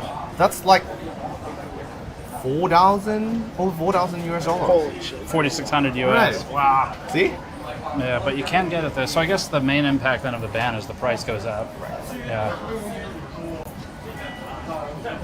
Any idea how they get their 5090s? Same way you do? Same way how the high-end GPUs get moved in. Okay. Although I think for these ones, there's a chance that it's actually directly moved in from other countries. You think one by one, I guess? One by one? I think I've heard that some students would do that. Okay. Like, buy one from Best Buy. Right. Move it back. Right? To a third country? No, just straight back to... Oh, straight back, okay. Straight back. Right? I mean, if it's with a premium like that... Do you happen to know, I mean, that premium's great. They can double their money, right? Is there, do you happen to know, is there any law against bringing it in for personal use? In Hong Kong, no. I mean, like, from the US. I mean, like, if customs stops you, but I guess they would have to find it in your bag, so they'd have to search your bags. It's pretty unlikely, yeah. And you're relying on the customs officers knowing that this particular model. Good point, yeah. That is a good point. And then carrying. Carrying. Like, if it, yeah. Okay. I really don't think that's gonna happen. Right. I guess that's how they get in one by one then. 咁問509有冇貨㗎？ Probably 550s per button in China. What's that? We only get a 1590D stock. So the 1590, the Founders Edition, maybe not in stock. Yeah, we directly order from other countries. What's the most popular card? 90. No D. Always come from Australia. And the second one is Taiwan. Oh, so the 90 normally comes from Australia and Taiwan. Yeah. Can you buy bulk, a lot of them at once, or is it just one at a time? Very tricky is that almost you can order from mainland China. Yeah, you can buy lots. Oh, mainland Yeah. for 90. Yeah. Okay. Recently we got ad from Facebook that are selling in Mongkok. They will provide lots of 90 only. Okay. Is it expensive? Very interesting. 90 only, sometimes cheaper than 90D. Okay. Wow. Do you guys ever sell like RTX 6000, or is it too? Because RT 6000 we got 88 edition. Ada, Yeah, Ada edition. So replacement will be Ada edition. But no Blackwell. Yeah. Otherwise, also from mainland. Right. Okay. Interesting. 5090. Do you have to get it from a different supplier than 80?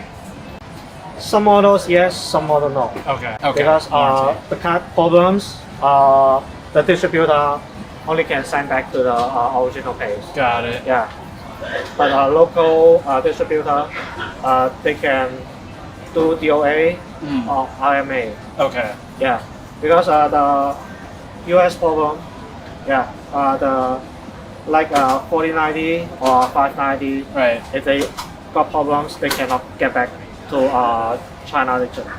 Do you have any idea how the mainland suppliers get the 5090s? No idea. No idea. Yeah, because too much supplier. Yeah, they are doing trading.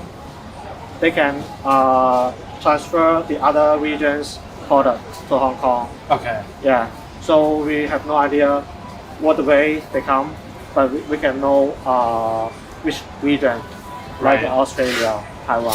Right. Because Taiwan get lots of stock. Yeah, in because like last generation, like 4090. Yeah, the price raised very high. Yeah, but Taiwan think that in 50 generation they can make lots of profits. Right. Yeah, but it's not seems like what they thought.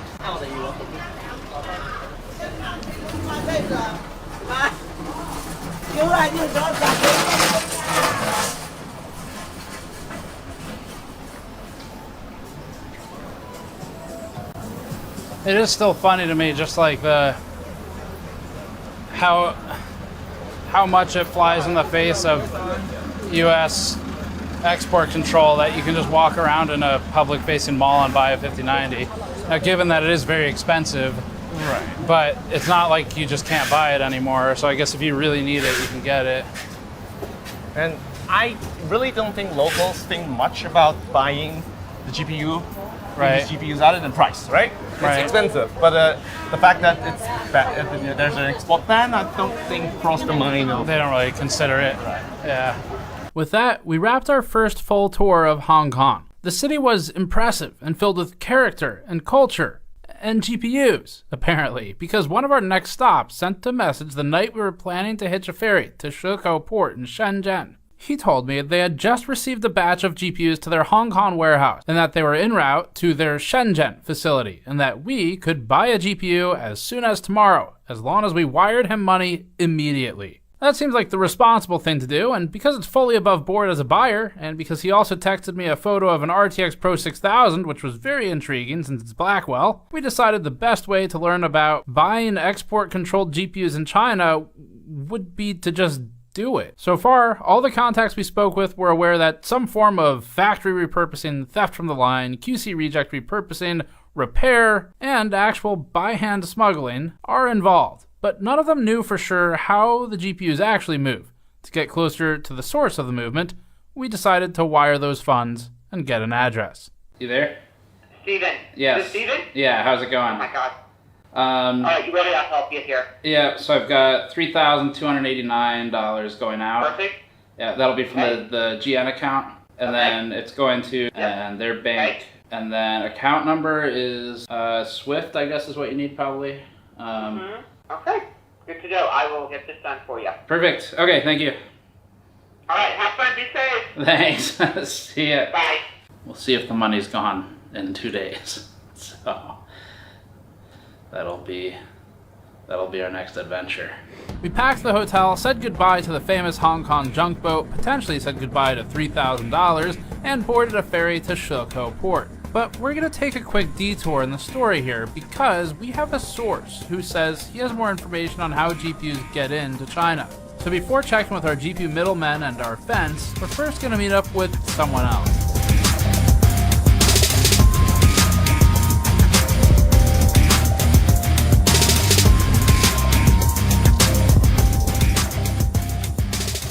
Next up, we took a couple-hour car ride to Huizhou to meet with a guy known as Mr. 5. Huizhou is a city with some serious grit.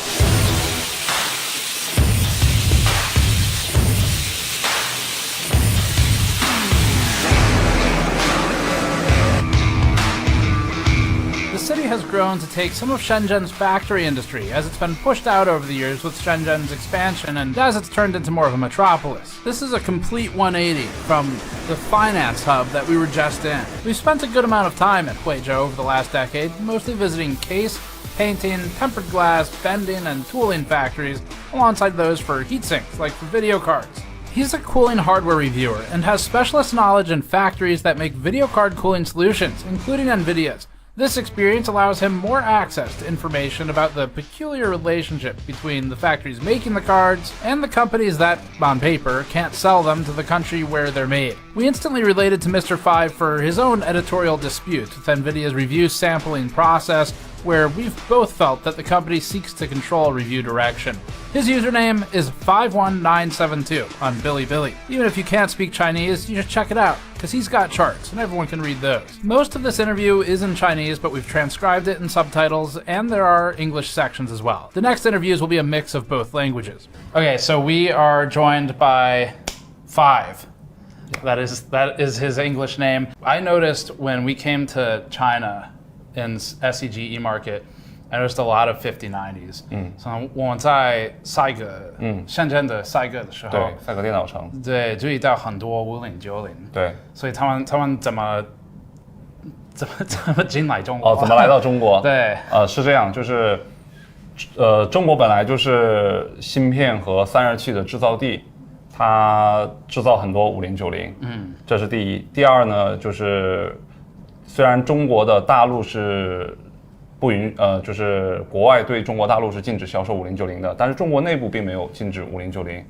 然后还有就是中国和深圳和香港很近，他们只有一道海关，很多人他可以从那边，从香港或者是从其他地区、其他国家，比如说美国、日本、新加坡等等地方可以购买，他们可以人肉背回来，就是自己携带回来，这是在中国是不违法的，他们是可以购买的。那当然还有最后一个就是可能会有一些人他为了牟利，他为了赚钱，他会去选择走私的方式，然后通过一些特殊的渠道把这些东西给带回来，是这样子。Do you think most of the banned GPUs come in one at a time? 你觉得大部分的北京的 GPU 他们一个一个来？它有很多形式了，就是我们中国有一个特殊的职业叫做黄牛，它可以每天往返多次，它可以每次都带回来，它也可以去组织人，就是大家一起去香港购买，然后赚差价，可能一张卡它会有500人民币到几千人民币不等的这样的一个差价，然后会通过这种手段去外面去购买带回来。那这种行为，严格意义上来说可能是违法的，但是，总是有操作的空间吧，应该这样解释。然后它可以组织不同的人去从我们深圳到香港，或者是到其他的国家地区，然后购买回来。当然了，这里面还会有一些其他的渠道，比如说留学生。它也有可能也可以带回来的。这个东西其实我们中国内对5090并不禁止。几个月前，背一张5090从外面背回来的话，可以赚到差不多2000到5000人民币的一个差价，可以赚这么多的钱。那最夸张的时候，一张5090就是在今年春节刚刚发售的时候，我们可以赚到，就是比如说我们从海外带一张回来，可以赚到1万人民币。所以就是它的5090吗？对，一张就可以赚到1万人民币。所以很多人都会觉得，我如果出国有这个机会，就一定会额外买一张回来。那中国的5090只有从5月份、6月份开始，它的价格才在下跌。那现在的话呢，它距离 MSRP 还是有一定的差距的。它现在还是卖到，就是一些 AIC 的一些次旗舰型号，还是要卖到22000元到25000元左右。所以它还是有一定的利润空间的。所以就是因为中国有一句古话嘛，叫做天下熙熙皆为利来，天下攘攘皆为利往，就是大家都肯定还是最主要的目的就是有利润可以赚的。然后还有一个点就是，刚才忘记跟你补充了，就是很多5090它其实是中国就是 Made in China， 它其实就是本土制造的，所以有一些品牌方它为了去处理这些芯片，为了不去走很长几个月的海运，快速回笼资金，因为我们知道从中国到美国如果要走海运的话，可能要1个月2个月，很浪费时间。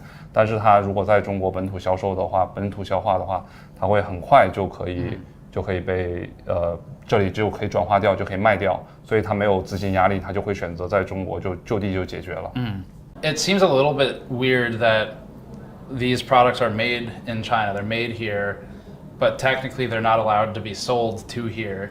所以好像有一点奇怪，因为中国的工厂做这种产品，对，就是他们正确的说不让卖，对，是的。所以你觉得？这个问题就要涉及到政治了。政治的话，我们不好评价，但是我觉得。So essentially, China is the leading manufacturer for thermal solutions, but once you get into politics, it's just something where you don't have much control. Right. And given the entire global political situation, this is not a surprise anymore. So even though on a logic standpoint it doesn't really make a lot of sense, but it's politics. Do you think NVIDIA knows about this? 你觉得NVIDIA 知道这个？当然知道呀，这个是当然知道的，但是就是它是怎么说呢？睁一只眼闭一只眼。It's like you turn a blind eye. Okay. Yeah, you're just turning a blind eye. 因为中国是一个很大的消费市场，太多的钱了。Okay. It's too much money to be made, so they're not going to address it directly or acknowledge it, but they know what's going on. Do you think NVIDIA would want to stop it? 不会。No. 不会。Okay, cool. 最后一个问题是，如果我们的 viewers 要找到你的哔哩哔哩，他们应该去哪里？ Where should they go to find his channel? 哔哩哔哩搜51972就可以了。51972。谢谢。This was an interesting conversation. First of all, I learned a new idiom. Secondly, we turned it into a t-shirt. So if you're liking this content so far, please take this brief intermission to head over to store.gamersnexus.net and grab our Blind Eye t-shirt to directly support this content if you like it. Long-form content is hard to do on YouTube, and we can do it because of your support. We try to make some pretty damn cool stuff to get you something useful in return as well. And if you're watching this sometime close to when we publish, we've still got the digital reward tiers available for our backer tiers for this project. We really want to produce more stuff like this, but from our point of view, we need to earn that. If you think we have, head over to store.gamersnexus.net and grab one of our new Blind Eye t-shirts, Black Market sticker packs, GPU VRAM glassware, or even our GPU Shredder t-shirt for the paper launch. Thanks to the intermission, let's get back to it. Up next, Shenzhen. Our first stop will be in Shenzhen, Bao'an, to meet with a trading company that sits between Hong Kong and Shenzhen warehouses. They're the trading company's trading company, and we're buying an RTX 5090 from them. If they exist, hopefully.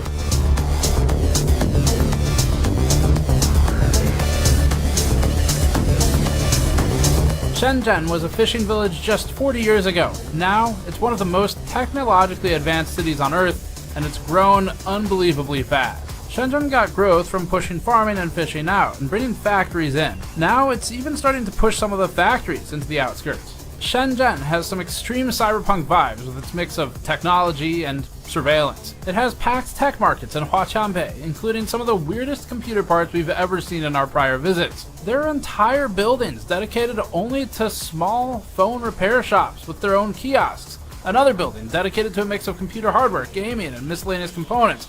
More still, for just integrated circuits. Literally an entire building where people pretty much only sell things like capacitors and MOSFETs. And all of these places have people who know people. That's their job. Shenzhen's technological rise comes with it an uncomfortable omnipresence of CCTV and facial recognition, which feels more fitting today than ever before, now that we know worldwide government facial recognition is a big user of AI GPUs.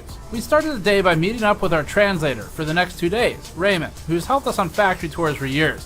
Because Uber doesn't work in China, since it uses the Google Maps API and Google is blocked by the firewall, Raymond was also our man with the locally compatible apps to get us places. This became especially important now that even cash is becoming less acceptable by some cafes and restaurants. Everyone's moved to paying with the WeChat app. With our ride booked, we're off to see if the wired funds turn into a GPU. 对吗？好，谢谢。这个吗？对对，好好。 We're gonna go meet our GPU supplier.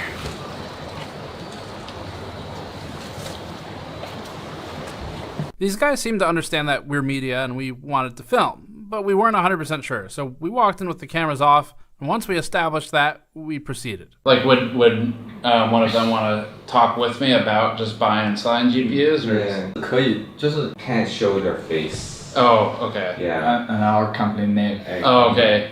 So you don't want... 因为懂的。yeah. Okay. So we can talk about it, but don't show face or name, I guess? Yeah. Okay. Face or name or company. Okay, but talking about it's fine. Talk about it is fine, yeah. Okay. This is the card, I guess. This is the one that... Yes. That I bought? Okay. Can we record this? Yes, yes. Okay, yes. let's do that. 是新的吗? Yes. Cool.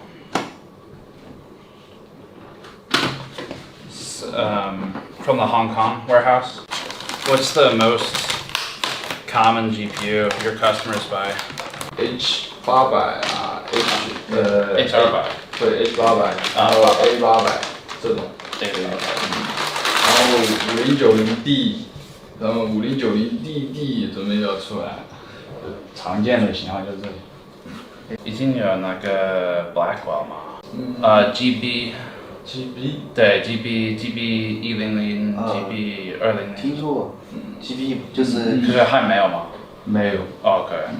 How popular are like 5090, 58 or 5090, 5090 class cards versus the AI H100, H200?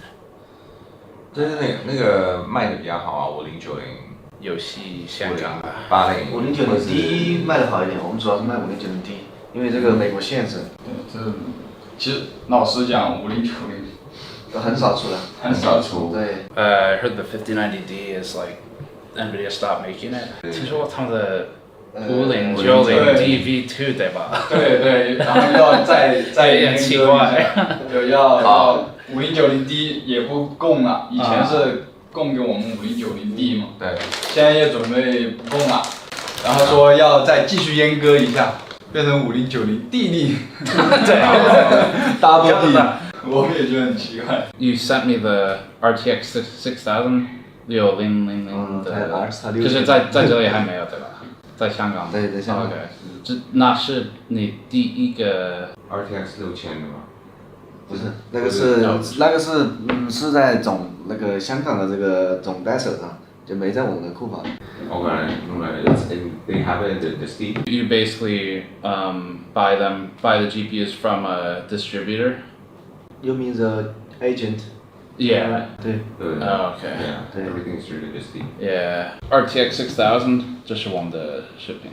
96 GB, right? Yeah, 96. Yeah. What's the price in your country? 大概呀，差不多。哦，差不多。Yeah. 那你们买回去需要交税不 ？Do you need to pay the tax fee for? Yeah. 加上税就是大概9000美金。那还是蛮高的。So I guess is the most common user like AI companies, robotics companies? They don't really sell to end users, more like trading companies. 都是贸易商。对，所以我本身就非常好奇，我说，为什么？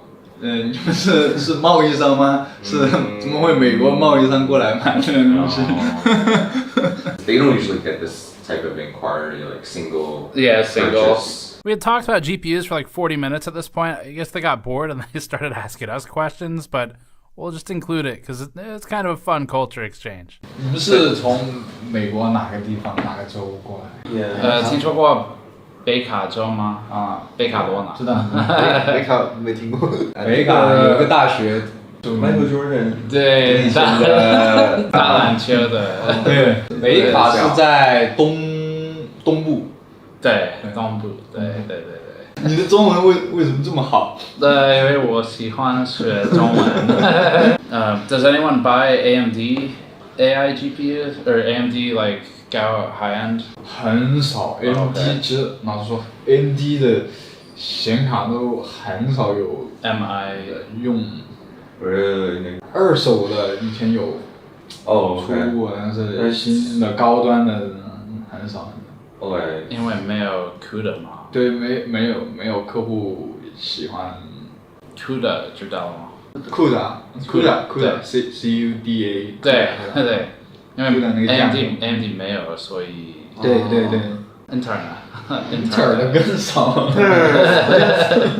它有那个新的 B60 B60 Pro。新的我们都没听说过，没有人要的吗？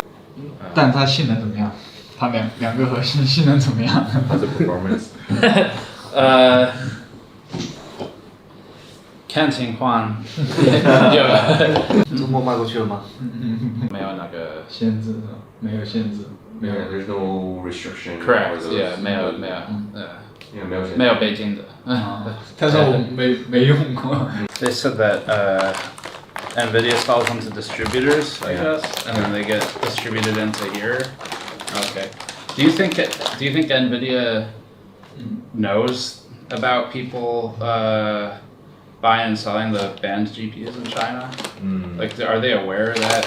Do they try to stop it? 对，就是他是这样，可能就像睁一只眼闭一只眼，他知道是有卖，但是他明面上他会讲不要卖。They know, but they're like, you guys can sell it, but we don't want to know about it. We don't want to. Like 睁一只眼闭一只眼。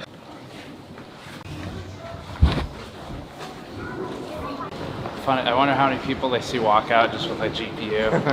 They definitely shared more than I thought they would. Okay. So that was good. That's good. But yeah, I think it also connects the pieces really well with the professor we spoke to. Okay. Because that guy, he shared like everything he knew.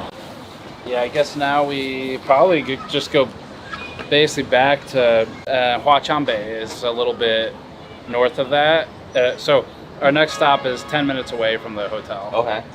It's a pretty far ride back.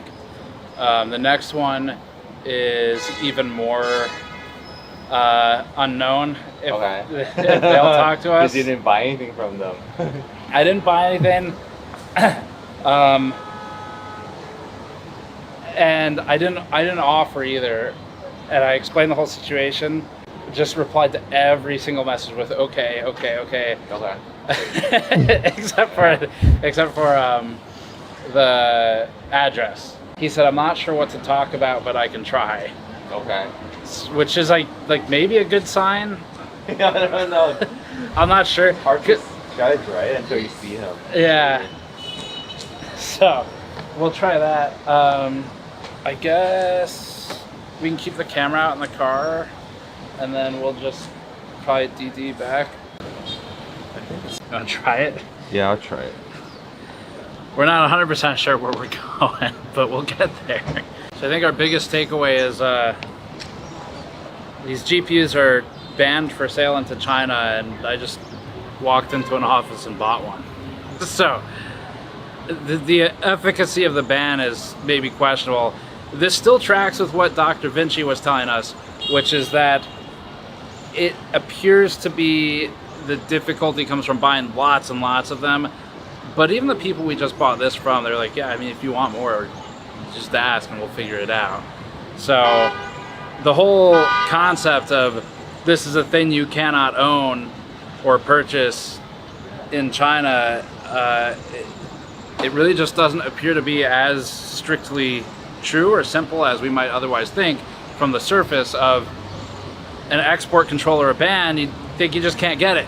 That's not the case.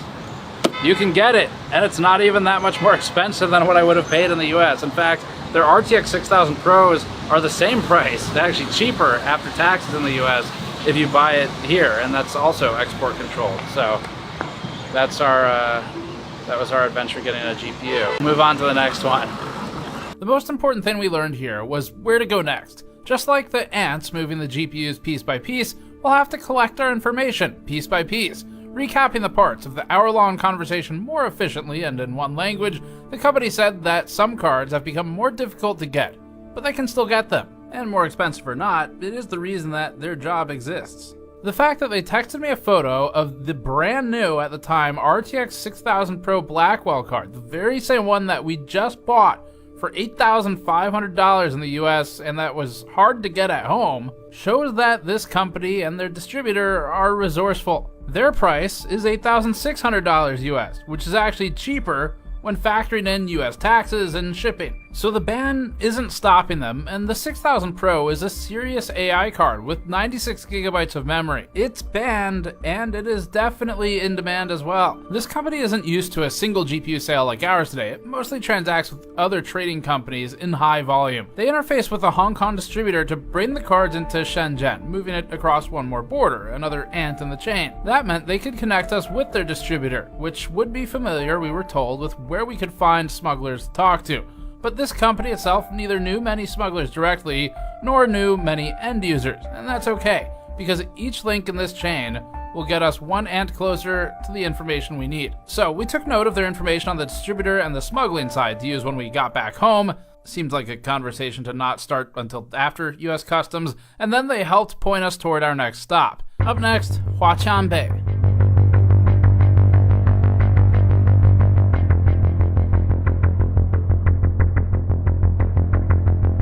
We hopped in a car and drove 40 minutes to meet up with a GPU trader we found in Shenzhen. Huaqiangbei is home to the world-famous SEGE market, or SAIGA, where we've found some of the strangest computer parts we've ever seen in past videos. Huaqiangbei has the highest concentration of technology and integrated circuits and electronics in the world, with a never-ending maze of multiple disconnected, multi-story malls specializing in all electronics. If your life depended on getting a complete product made in a single city block, Shenzhen Huaqiangbei is your best bet. Fortunately, this time we'll be with this guy. This is Vincent. His profile picture on a messaging app is Van Gogh, so he has a sense of humor. This guy wheels and deals with dozens of GPU trading companies near the bustling Huaqiangbei Plaza. He has a reputation around here for being the smooth talker. 帅哥的什么话？把它拍帅一点啊！去美国打个美国妞。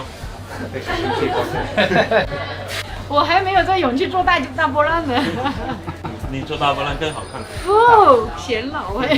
不显老，你还年轻呢。 Our first impression was that this guy knows people, and they already know him. And that's what we need. Vincent generally seems to have an attitude of getting shit done. But before we met him in person, we had some concerns going into this that it would be fruitless, or that no one would even be there to meet us. Alright, so second location to try and talk about GPUs for this one. No idea how this is going to go. I've been talking with the seller back and forth for a couple weeks, and every single response is 2 letters. Okay. And so I don't know what that means. Raymond is going to try and explain the concept. Okay. See what I'm dealing with. All right, let's go.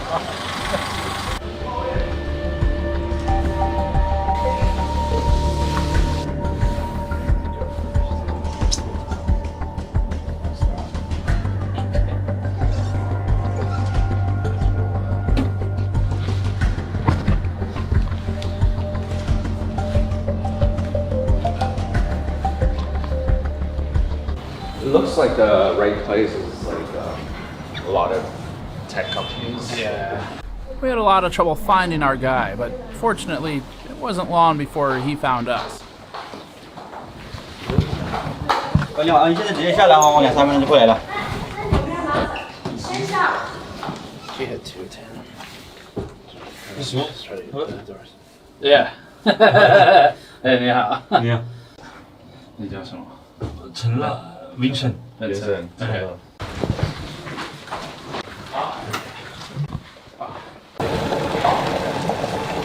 啊，所以你有在卖这个 ？He's pretty open about it. Okay, Yeah, cool. whatever he knows. 啊，谢谢。没事，但是你说要说英文，我的英文又不标准啊。你会说英文吗？英文说不标准的，口音没关系啊。不很一般。在哪里学英文？在。我就跟客户正常就贸易学的那几句，你钱给我货给你那种啊。Money pay me and give you goods like this. Is it difficult to get the GPUs? 货源基本上市场很多啊，就是赛格就很多了。你这里就很多、是赛格，前面赛格市场。哦，赛格市场 ，OK。对。Yeah, there's a lot of stuff inventory. At SCG. So does he like just buy and sell? Is he a trading company? I guess. Yeah, he's a trading company. Trading company. Yeah, 对，贸易公司对。So mostly from. Yeah. How do the GPUs normally get here? Like what's the process normally for them to actually? Because 因为这个 high-end GPU，high-end 怎么说？高规的比较高规，所以高规的 GPU 现在是美国北京的，对吧？对。所以他们怎么正常进来中国？进来中国正常也是通过香港就进来了。通过什么？香港啊。香港。香港。从香港。台湾也有啊，台湾人也往这边卖啊，一样。所以台湾跟香港，然后他们one by one 一个。他是怎么进来？一个一个这样子，还是一个柜，还是一箱呢？一个啊。一个一个。啊，就是你买一个，你顺便像你这样在香港买，然后带回来也行啊。这样子哦。对，一样啊。这样子够吗？那只能慢慢搬哦，人多，大陆人多吧。Oh, they do more piece by piece. Yeah. Yeah. 所以如果客人要很多，基本上那就是也只能香港交咯。From Hong Kong. Yeah. Is there any consequence for bringing them in? 就看你什么显卡了。如果是它那种静止的，是不是？是。静止的上基本上国内也没有，这个你只能去通过国外去买，国外的渠道去买。但是说国内的基本上就5090这些通用的这些就有嘛。这些就工厂啊，他们都自己出货，那正常在销售的东西就是存在的。而且你说那些高端的什么服务器啊那一类，那你只能去国外买。OK。这个国内也没有。Does China care? Does Hong Kong care? 会有一些罚款或是禁止令，或是什么？中国政府在乎吗？不在乎。这个本来中国政府是跟中国政府没什么事的，禁止是美国禁止嘛。是英伟达他们不能再往这边销售而已啊。So like in China, it's not like a real restriction, right? It's more from the U.S. side. Right. Yeah. So 5090是有禁止吗？是有禁止还是没有？我都忘记了。是禁止的。禁止，但是市场上确实是有啊。But yeah, everything he says you can buy from the shops. 等一下，你也可以去帅哥拍一下，就有帅哥就有啊。各自就是每个人个人的渠道我们就不知道，但正常我们可能就从香港买一点啊，比较近嘛，就这样。Yeah, like he doesn't exactly know where, but like Hong Kong is like the most closest and most common. Yeah. It's easiest to bring it in. What's the normal like order amount? Like how many cards does a company normally buy? 平均买的卡通常是买几张？正常像我们就很小啊，我们可能1、2张而已。1、2张。1 or 2 Oh, wow. single units. 最常要的是哪个 ？like 比如说 A。没有，我们这边可能畅销的可能就4090，稍微还可以，其他的就像5090太贵了，没人要。拿到货，所有的都是北京的。这些就基本上4090就是比较常见的嘛，像 B100、200这些都没见过的。就是没有。H20啊，这些都看不到，没见过的。正常就是4090，5090这种就正常，就是这种游戏卡的基本上能看到。就其实它可能就是A100的那个减版，就是有些功能被它减了嘛。是。就是像我们汽车一样，本身你那个就说。本田一样，在美国就它卖3.5升，到中国就卖2升嘛，这个道理。排量那个，它这种东西的话是政策问题，所以我们做生意的也没办法去讨论这个政策问题，是吧？他们怎么那些什么原因呢？我们也不清楚，那只能说对于我们来说就简单，那市场贸易就是有什么货可以卖我们就卖什么，不能卖我们也没货。这是你自己的公司吗？对。OK。所以你多久做哪种工作？你做这个工作多久了？做这个工作就10来年了吧？听得懂我的不好中文吗？没事，10来年了吧？18年。10多年。10多年。10多 10 years. OK。你应该就是好喝。它简单，北卡我知道，好像是北卡有个大学很出名，出很多球星是吧？知道，你有看篮球。Michael Jordan。北卡好像。Does he need to make any trips to SEG to buy stuff that we could potentially go with him for? You know what I mean? Like if he has any need to go to Saiga to buy stuff, would he be interested in us following him to accompany him? Yeah. If you could find a soft way to present that, I guess. 可以啊，你 go with them. 我们带你市场逛逛，这个很简单。Oh, okay.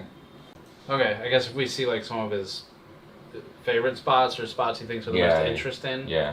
Yeah. Okay, cool. Yeah, that would be cool. OK. 可以啊，感谢。那我们过去啊。Is it walking distance, do you know? Yeah.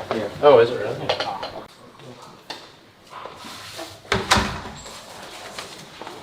对自媒体，我们也是有兴趣，只是说不懂这一类，正好接触一下就。有兴趣是你自己想的？我自己有，那就是好奇那种玩的那种。因为自媒体它这种。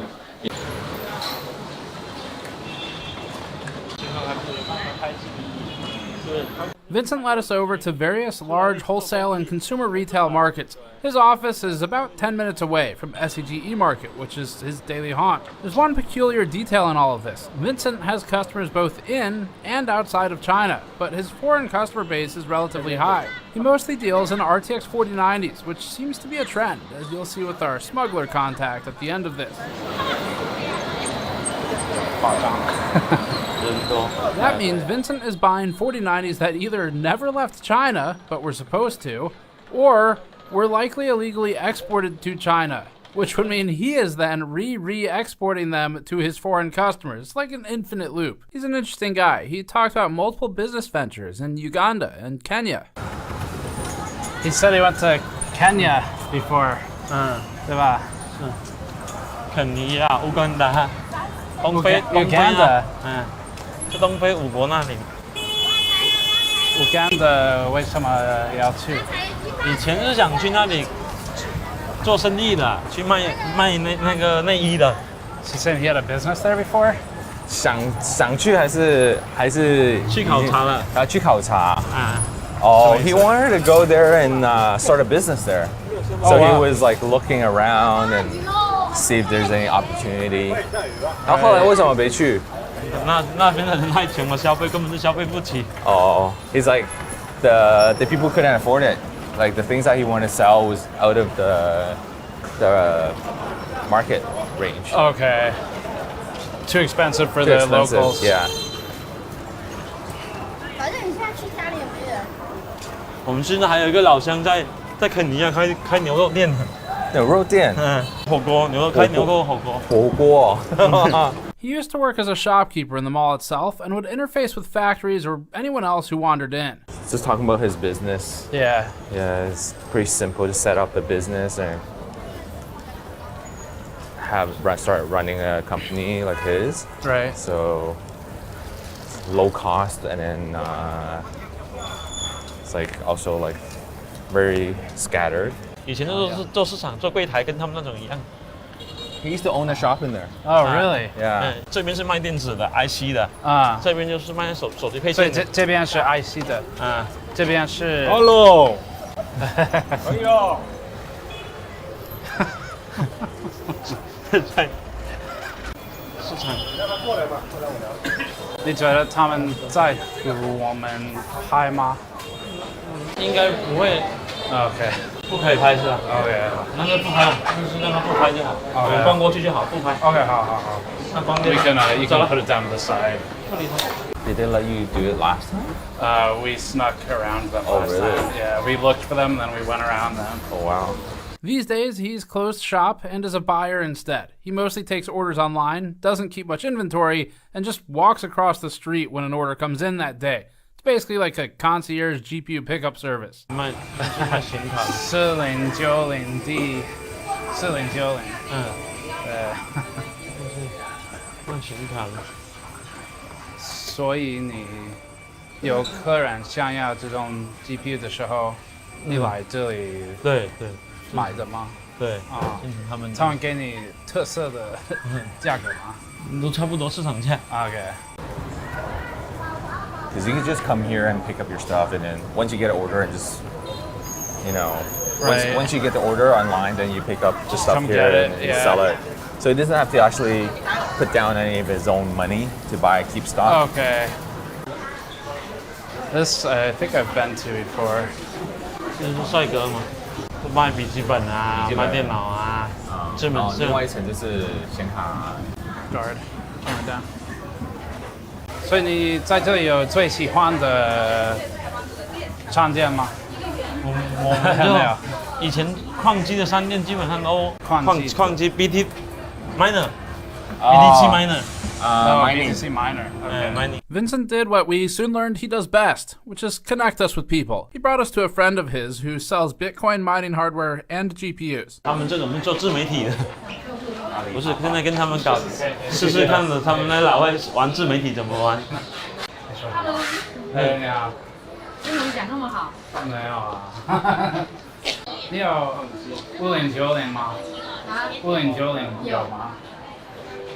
就是好奇，经常多少钱？This is where we learned the relationship. She thought he was bringing us here as customers, so she didn't want to share his cost with us. She said it's up to him to tell us what the price is, and then she'll tell him the cost. 我等一下我发给他。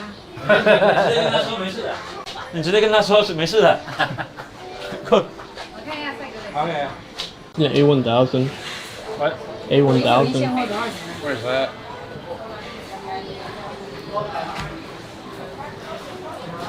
Right here. Hello，微星19800。19800。微星的。19,800. That's not bad, honestly. Like that's pretty close to U.S. pricing. 2,600. The average price for a 5090 right now in the U.S. is $3,054.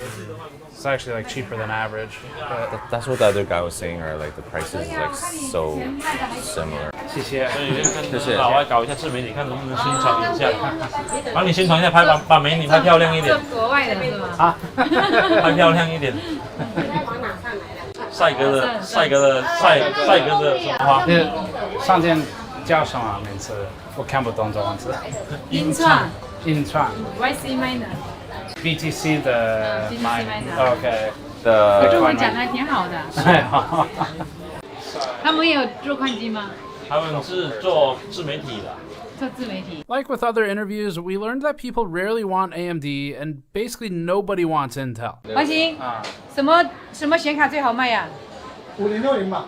AMD 呢 ？AMD 的话，再想一下，Intel 嘛，Intel 6580占比不大。把它拍帅一点啊！去美国打个美国妞。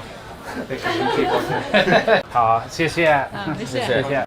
Is she one of his suppliers? Do you know? She's like he does what he does. They're very similar. Oh, okay. Yeah. He knows her, I guess. Yeah. Okay. Because he started off as like doing mining machines, so she's still doing it.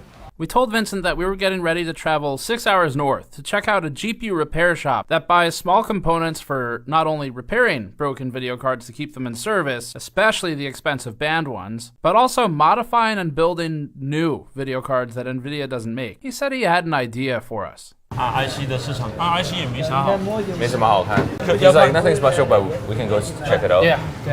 就保安嘛，保安 Protect peace. 保安，安静的安 Yes. 保护的保安 protect peace. Protect peace. That's my translation. I don't know if it's right. It is exactly. 这里也是 IC 嘛，就是一些 Okay. 配件啊。That's like finished goods, and this is like pre-assembled. Okay. This is it. Cool. Wow. I don't know what I'm looking at. The ceiling just says New Asian.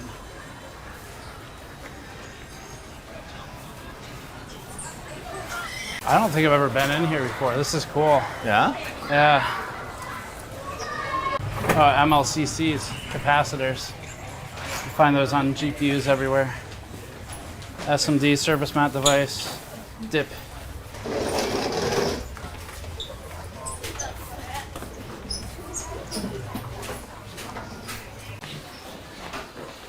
Wow. 準備回撈而家播咗呢，人家拍宣傳片而已。是坐，沒事的。你是他的客人嗎？他我堂弟。你好，你在這裡賣什麼？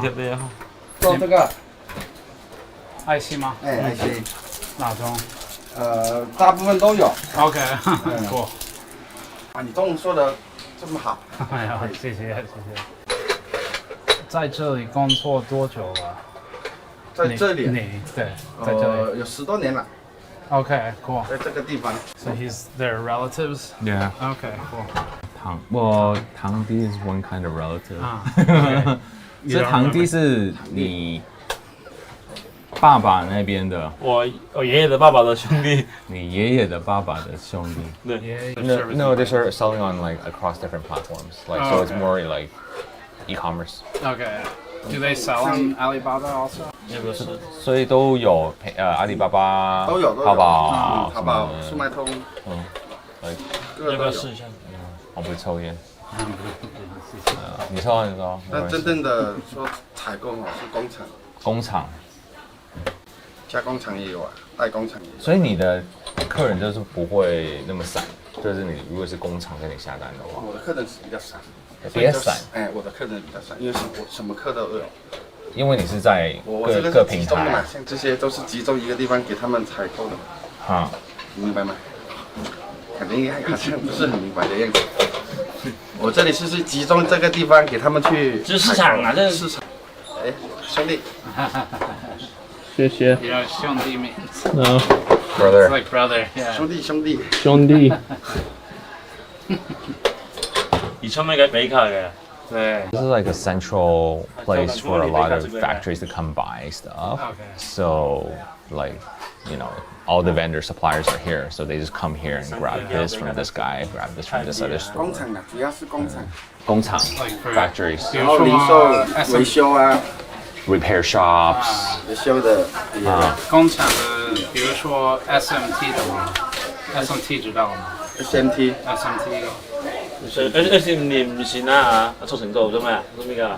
你唔是貼上清喎？哦，貼上清，貼邊層？我猜。Yeah, everything is sold online. 所以你说会过来看一下。对，但是对啊，就是网络下单为什么要过来这边呢？那你肯定要过来看一下。你看一下你。这是有没有这间店那样子吗？实体店啊，或者说你这个环境怎么样？哦，那可能是。所以他问我主要做什么，我什么都有，什么都有接触。明白这意思吗？所以我不是说主要做一个品牌一个东西。我知道，就是因为它 IC 这种 IC 太多杂了，太多。你喜欢你的工作吗？我喜欢我的工作吗？这是我肯定喜欢。放心啊，中国人90%以上都喜欢，我估计98以上都是喜欢他的工作，只要他能为他挣钱了。对，有挣钱就喜欢。有赚钱就喜欢，不赚钱就不喜欢。赚钱就换掉嘛。就是不赚钱太累。What's he saying? So as long as they make money, they will like it. If they don't make money, then look for something else. 所以呢，中国人的思想跟那外国的思想完全不一样。我们是根据我们挣钱去为了生存而去干，他们是为了他们兴趣去干嘛，是不是？ So he's saying it's like Chinese are different from Chinese is like it's more practical. 中国太累了，真太累了。 Vincent's cousin connected a missing link for us. People like him selling FETs, inductors, capacitors, resistors, MLCCs, and so on for repair shops can help to supply the parts needed for upfit or modifications. For GPUs, someone doing this kind of work but specializing in video cards might source additional VRAM, for example. He told us about how 5090s are easy to get because the local factories supply them, matching Mr. Five's comments earlier. Some of the sellers here told us that they're capable of sourcing devices like A800s or even A100s. They just didn't have them on site. They have them in a more secure spot. That's because there's a separate area for the warehousing. Unfortunately, we learned where they are from our new friends in SEG. Like every other link in this chain, we're getting closer to understanding the full story with each person who pours some tea for us. Yeah. 感谢，太感谢了。没有，这个才有空来喝茶才好。最喜欢聊天。Why do you say cool? He likes chatting or hanging out. 对，因为跟不同文化的人交流一下，可以接触到不同的那个，像一些文化方面的交流。It's like they enjoy chatting with like different types of people, like just to learn from different culture, and they really enjoy that. So we agree, but it was time to head back because tomorrow we had a morning to kill.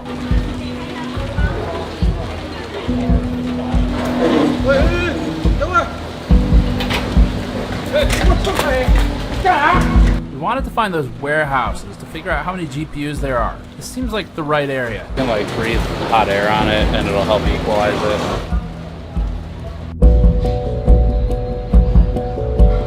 We only had a couple hours before our high-speed rail appointment.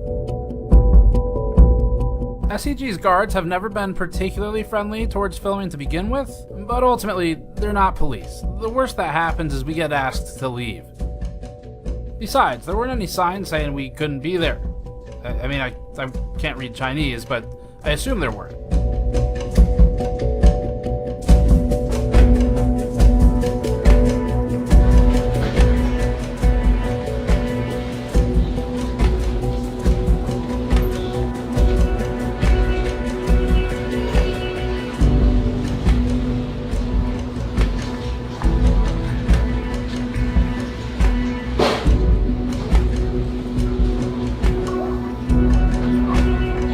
Freight elevator looks promising for the warehouses. Yeah.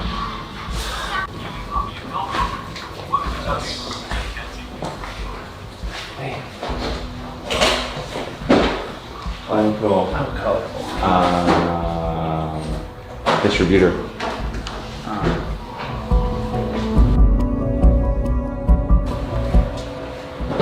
What you were thinking?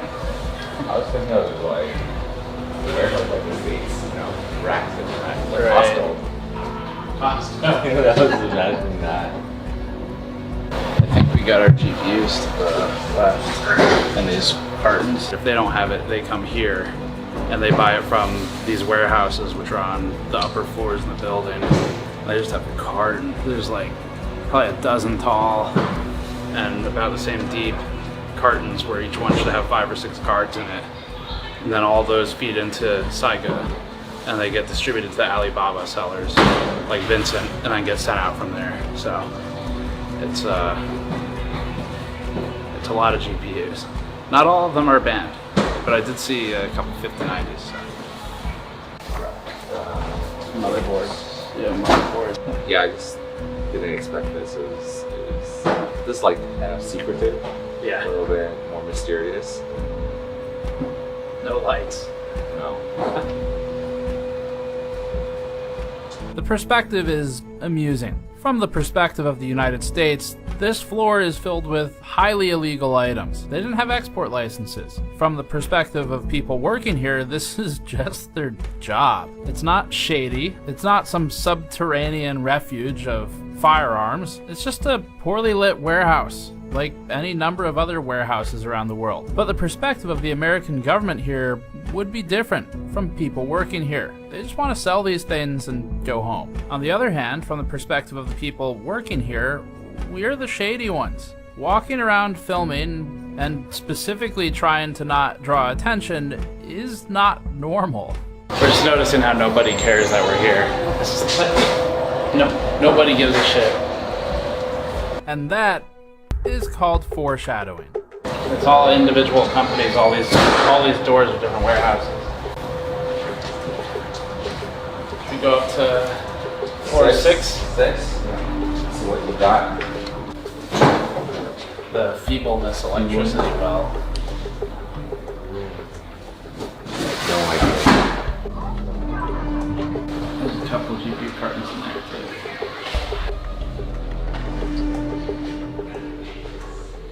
It was around here that we were asked to stop recording, so we didn't capture what they said, but it was "Ganshama, what are you doing?" Raymond smooth talked our way out of it. We gave our buhauises, and we called it the successful shoot. What did this say?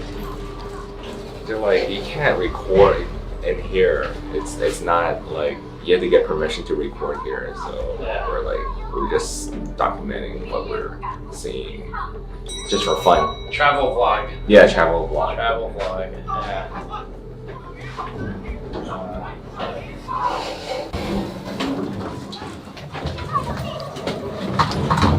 Yeah. Wait.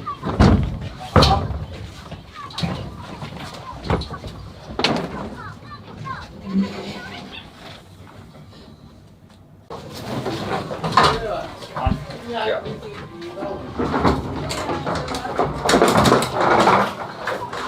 Raymond, we got kicked out. Yes, we did. You did your best to smooth talk them. Yeah, we just told them that we're just documenting the vlog and walking around. Yeah, they didn't really care. Like, they just kind of want to make sure that, nothing crazy was going on. Because they didn't like escort us out. They just walked away. No, they were like, oh yeah, okay, no worries, and then they walked away. Yeah. Yeah, they were nice about it. They knew we weren't really doing anything. We've learned a lot about the GPUs, and now we're back out into Shenzhen outside of Saiga Market, a couple other places. So next up, we're going to go to Zhengzhou and meet with a repair shop who builds custom 48 gigabyte GPUs. So we'll do that next. Up next, Zhengzhou.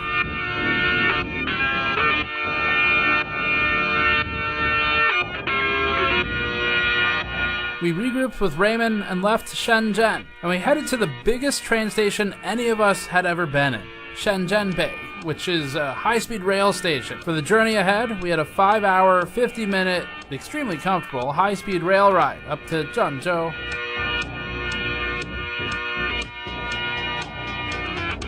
The train goes several hundred kilometers per hour, which is good because we had to travel somewhere around 1,700 kilometers to get to where we were going. This ended up taking about the same time as a flight would have taken with all the airports factored in. But the reason we were doing this day trip was to visit Zhang Ge's repair shop, or Brother John's repair shop. He is famous for repair on Bilibili. His independent repair shop has some Rossmann-like vibes in some ways. He's got video cards all over the place, spare parts everywhere. He saves everything that he can salvage and then rips the good components off of the boards to reuse them for other ones. But Zhang Ge is an interesting guy in this chain because he's not directly part of the GPU black market. What he does is fix video cards. He does that for consumers and for companies. Sometimes that means people want him to modify video cards to double the VRAM, for example. That's where it starts getting into the territory that's interesting for our movie today. So we're in Zhengzhou. It's about 6 a.m., scorching hot. It's about 30 degrees Celsius already.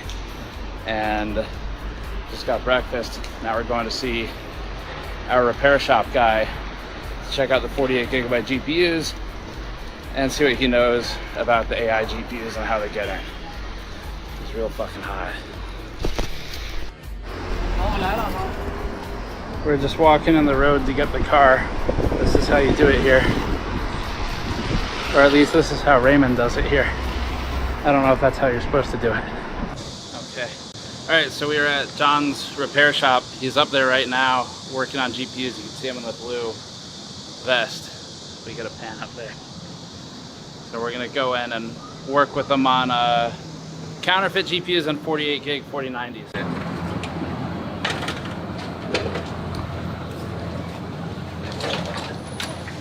Hey, hey, 你好。这是私立啊，你好。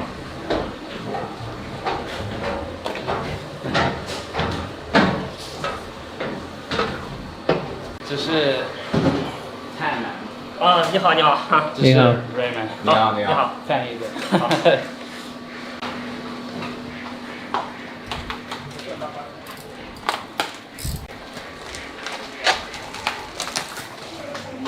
这个东西先从这里吧，好吧？好，可以，可以，先这里。OK。对。OK， 好。我们这边是测试的平台啊，就是说客人修好的显卡全部要在这里压力测试2天到3天左右。啊，你们一天多少显卡测试？一天我们大概最少要50张吧，50张最少。50。对对对。OK， 这么多。对，像这种4090啊，像这种5090啊，是吧？这都是在排队测试的。像这种公版的5090，它不是很常见，在我们国内可能卖的并不是很多。Need help with that? Okay, so 所以会常见，这个5090会常见吗？很常见，但是坏的并不是很多。F1的嘛。F1。嗯，对，坏的并不是很多。Okay, so there's in a way there's some 5090s, Yeah. but then because there's not that many, then there's not that many to repair. Okay, got it. Cool. 像这里下面这都是要测试的显卡，就是我们修好以后的。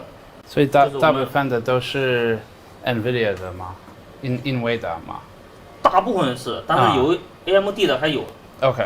都有，一般都是69、68、79， OK， 还有6700，对，旧的显卡。OK。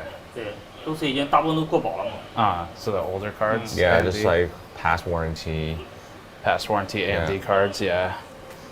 Intel 吗？Intel 的显卡是吧 ？Intel 的显卡呢？Intel 的显卡没有啊？没有。OK。本来就少，所以说你无法维修。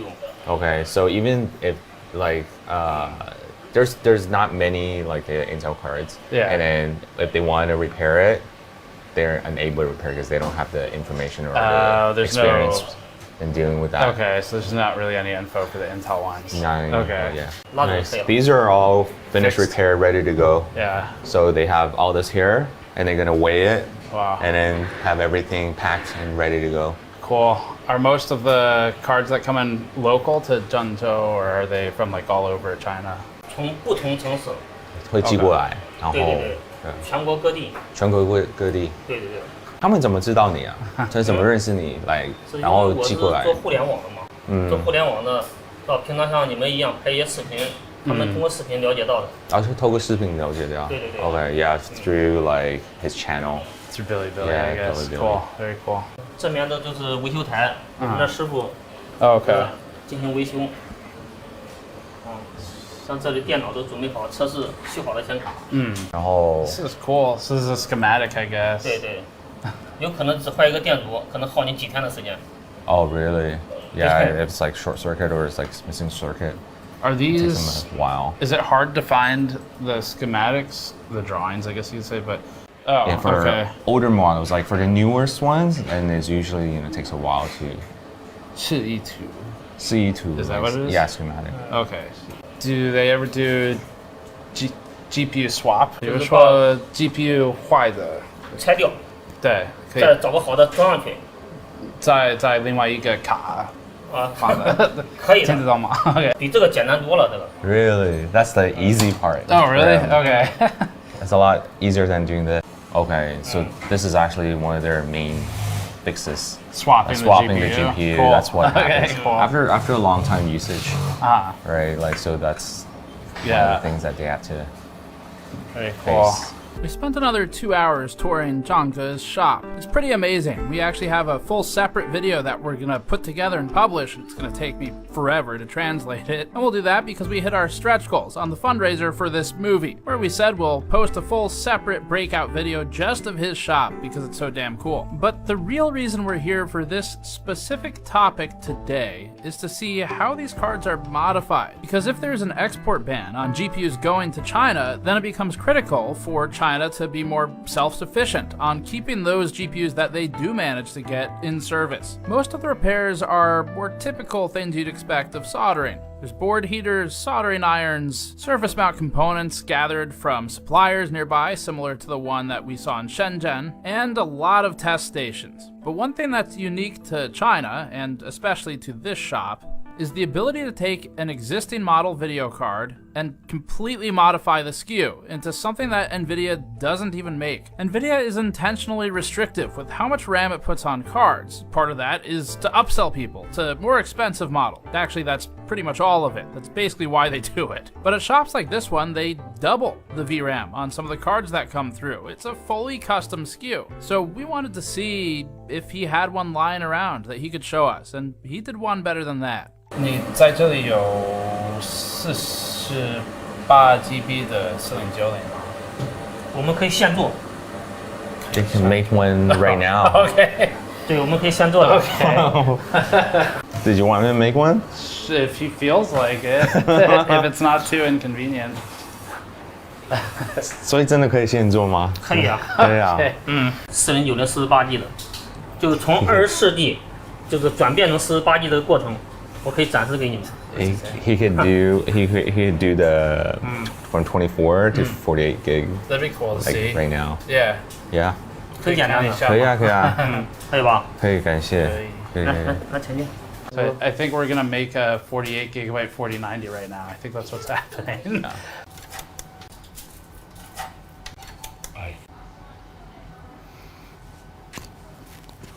好，这时候我们点开这个 GPU 杠 Z。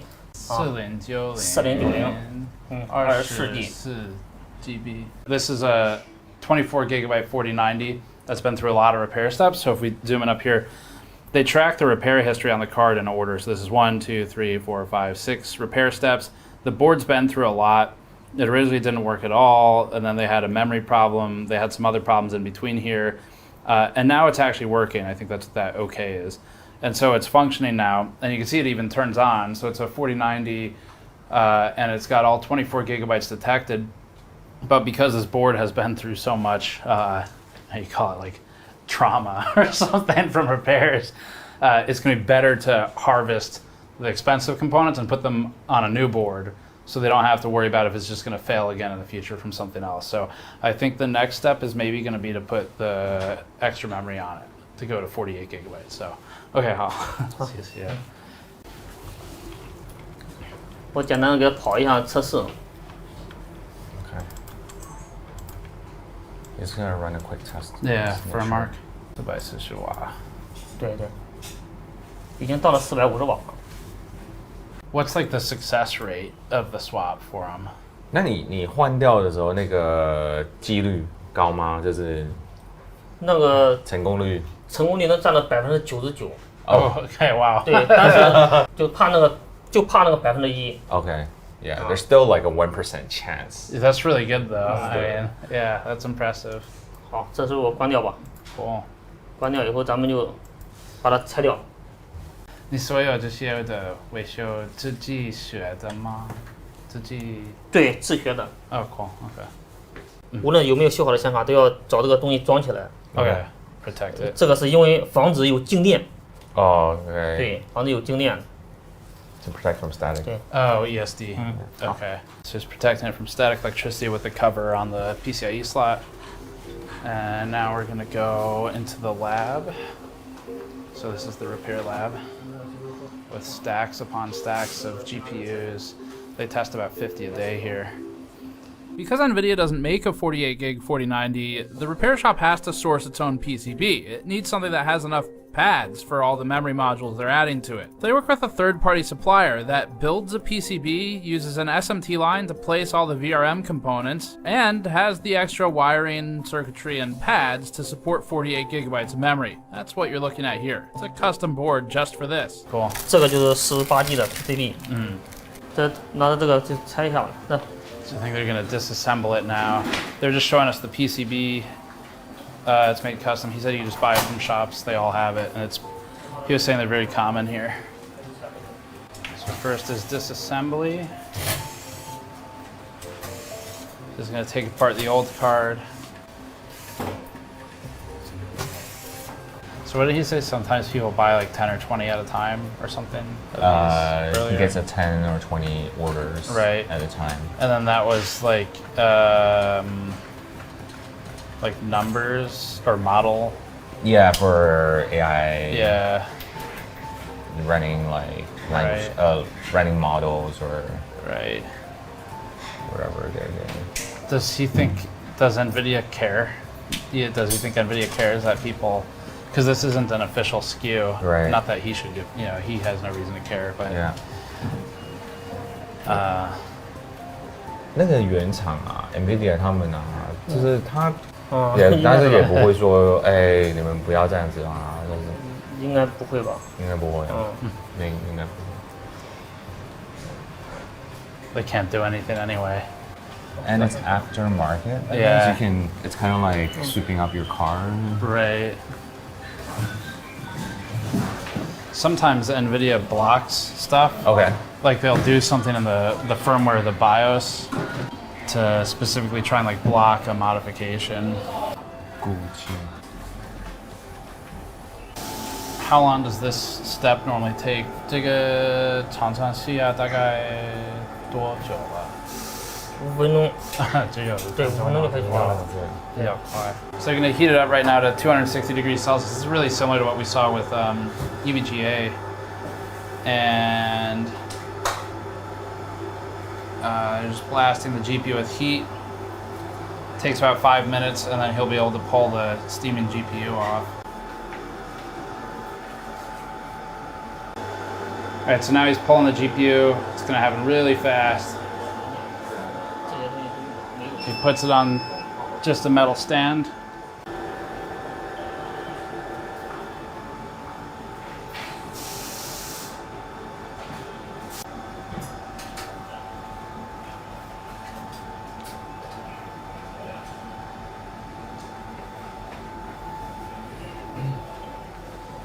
So 咱们去取这些显存的时候都用到了。所以 memory. So now they're using a board heater. As you can see that there's a temperature reading on the front, currently at 133 Celsius. It's going to heat the board, and then he's going to use the hot air station, which is up and right underneath a benchtop power supply. So that hot air station will be used to heat pinpointed memory modules and remove them without risking damage to other components on the board. And so this is what Louis Rossmann was talking about in our video about tariffs previously, the thing he sells, similar. So they keep the original memory modules, so he's going to pull these and keep them. And then they also have new modules they bought, sounds like just from Taobao basically, it's a retailer here. And they're going to add those to the board. So they can double the memory capacity.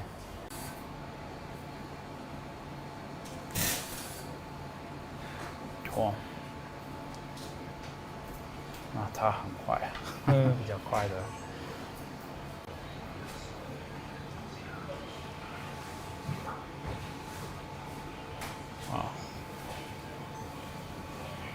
So the board heater's at 320 degrees, and the hot air station's at 396 degrees Celsius.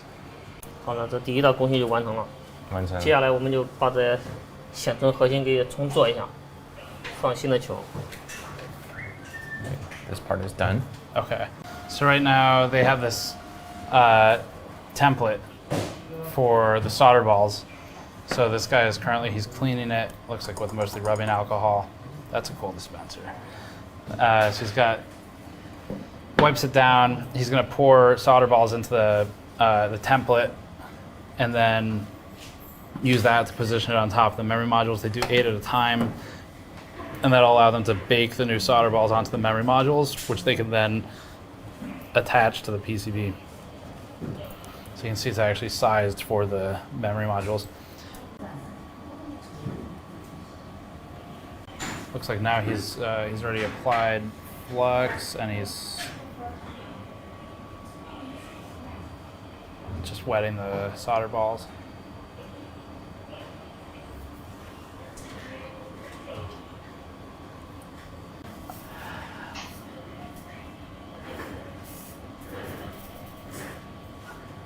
Okay, so now he's using a wick.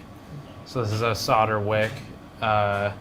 It's just a piece of copper that basically pulls off the excess solder, so he's running that over the surface. What do 48 gigabyte cards normally cost? Like, what do they normally sell for? 如果是48GB 的卡，通常卖多少？这样子？应该是2万多人民币。2万多。2万多人民币。20,000 20,000 plus. 2,800 US. That's not bad actually.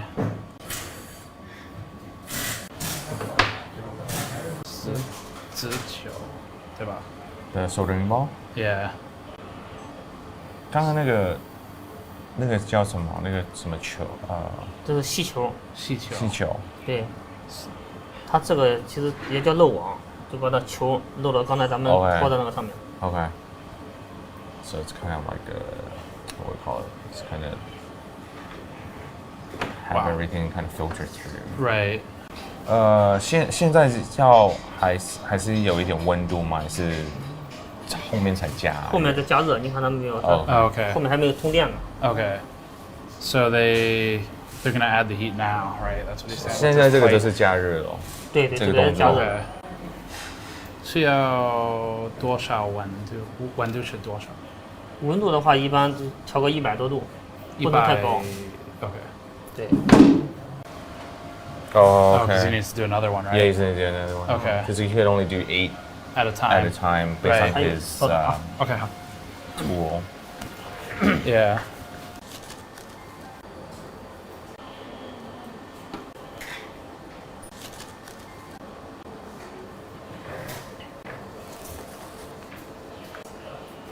Now he's adding heat, so the hot air station is currently running at 390 plus or minus degrees Celsius. He's directly applying heat to the surface, to where the solder balls are, and then he's got the memory modules themselves heated from underneath by a hot plate. So the hot plate's plugged in, that's running at 195 degrees Celsius, and now he's just holding it down while he presses it into the hot plate.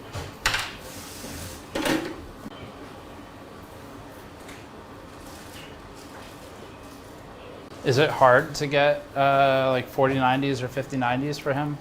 4090跟5090，你取得这些卡好不好取得？好不好买？我这边是修，没买过。没有买过。对，我都给人家修的，就人家已经买过了，发到我这来修。So just customers bring it, he doesn't have to buy it. He doesn't actually buy it. Okay. He just repair. Got it.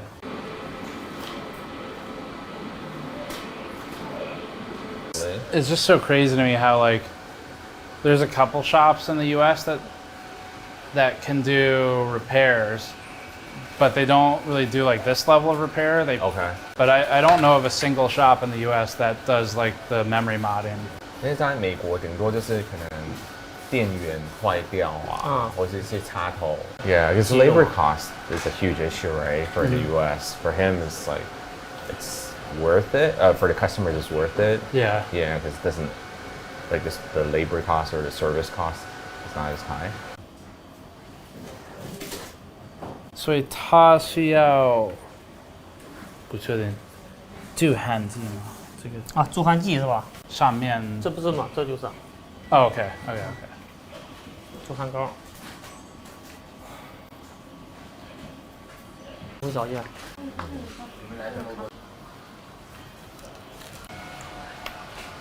So next stage, at this point, they've reballed all of the memory and the GPU, and now he's cleaning the surface of it to prep it to mount to a new PCB. We saw the new PCB earlier, where it's a brand new custom PCB they just ordered from Taobao, which is the retailer. It's adding flux now. Louis Rossmann says you can never have enough flux. And so that's going to help it when he melts the solder to apply it to the board. Another custom, so there's a custom template, just like for the memory. He's going to apply that to the surface. And now he's got a tray to catch the excess. And he's going to just, yes, basically like sifting for gold or something in sand. So he's sifting it.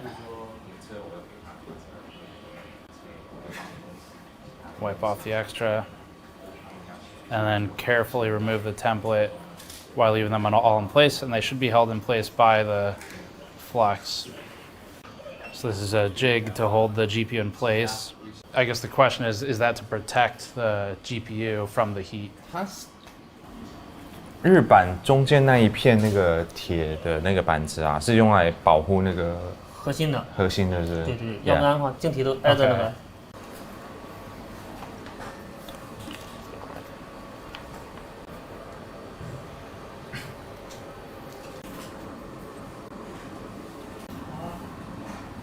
I guess, are they putting the stuff on the card now? 可以装了的。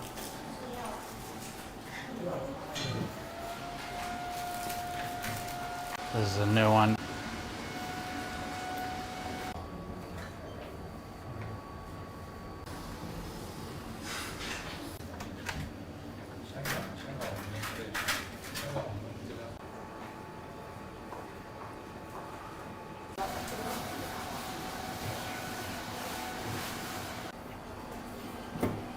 Okay, so now the GPU is on there. So we're at the final stage. This whole process is like about 2 hours, I guess. And now we're doing the opposite of what happened earlier in the day. So now instead of removing the GPU, he's adding the GPU. So he's very carefully positioning the GPU to precisely align the BGA with the solder balls.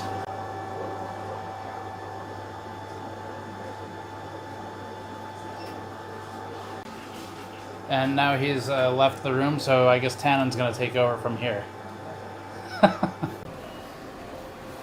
Interesting. So it looks like he's starting to reach steady state on the temperature, a couple hundred degrees. Ton of bubbling going on at the edges, but they're just baking the GPU back on. So at this point in the process, the PCB has been swapped. The PCB already had all of the VRM components and the I/O populated, 12-volt high power. And now they've added new memory to the front and the back. One's got reused memory, one's got brand new. And then the GPU's been pulled and swapped and is now being remounted. And they're telling us that this is a 99% chance success.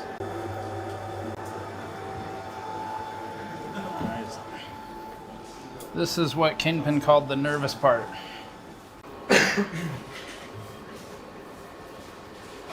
Okay, so he's going to cool it off with the fan.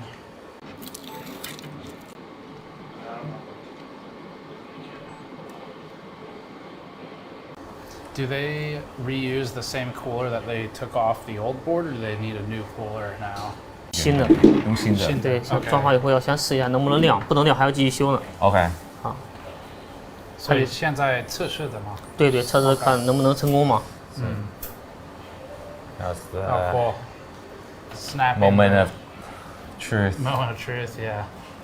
So he's just gonna hold the heatsink on and see if it powers on. Cool. Okay, so now he's testing to see if it actually powers on after all that. It's got a green LED with displays up, debug up top. And he's just holding a heatsink in place because all he needs is power to see if it spits out display. We got display up top, so it is functional. Now it's just a question of everything detects. I don't know. We're lucky. He's like, usually it doesn't turn on the first time. It's a while. They know we have a train to catch. Yeah. Does he know, do the customers who buy these, do they mostly put them in servers? Yeah, it's like if the customer buys more, like multiple units, then it's probably like, server. Yeah. Yeah. That's why the blower fan would be better for servers because they pack them in so tight. I was just asking if they have different choices for the cooler, and then they're like, there's only one. They don't have a choice basically. 所以这个散热器你也在淘宝买的吗？这个对 OK 有卖。So next step, one of the last steps in the process, since it booted and worked now, they are pulling the protective film from the thermal pads. There's a PTM, or actually that might be a paste actually, pre-applied. Looks like it was just silk screened on there.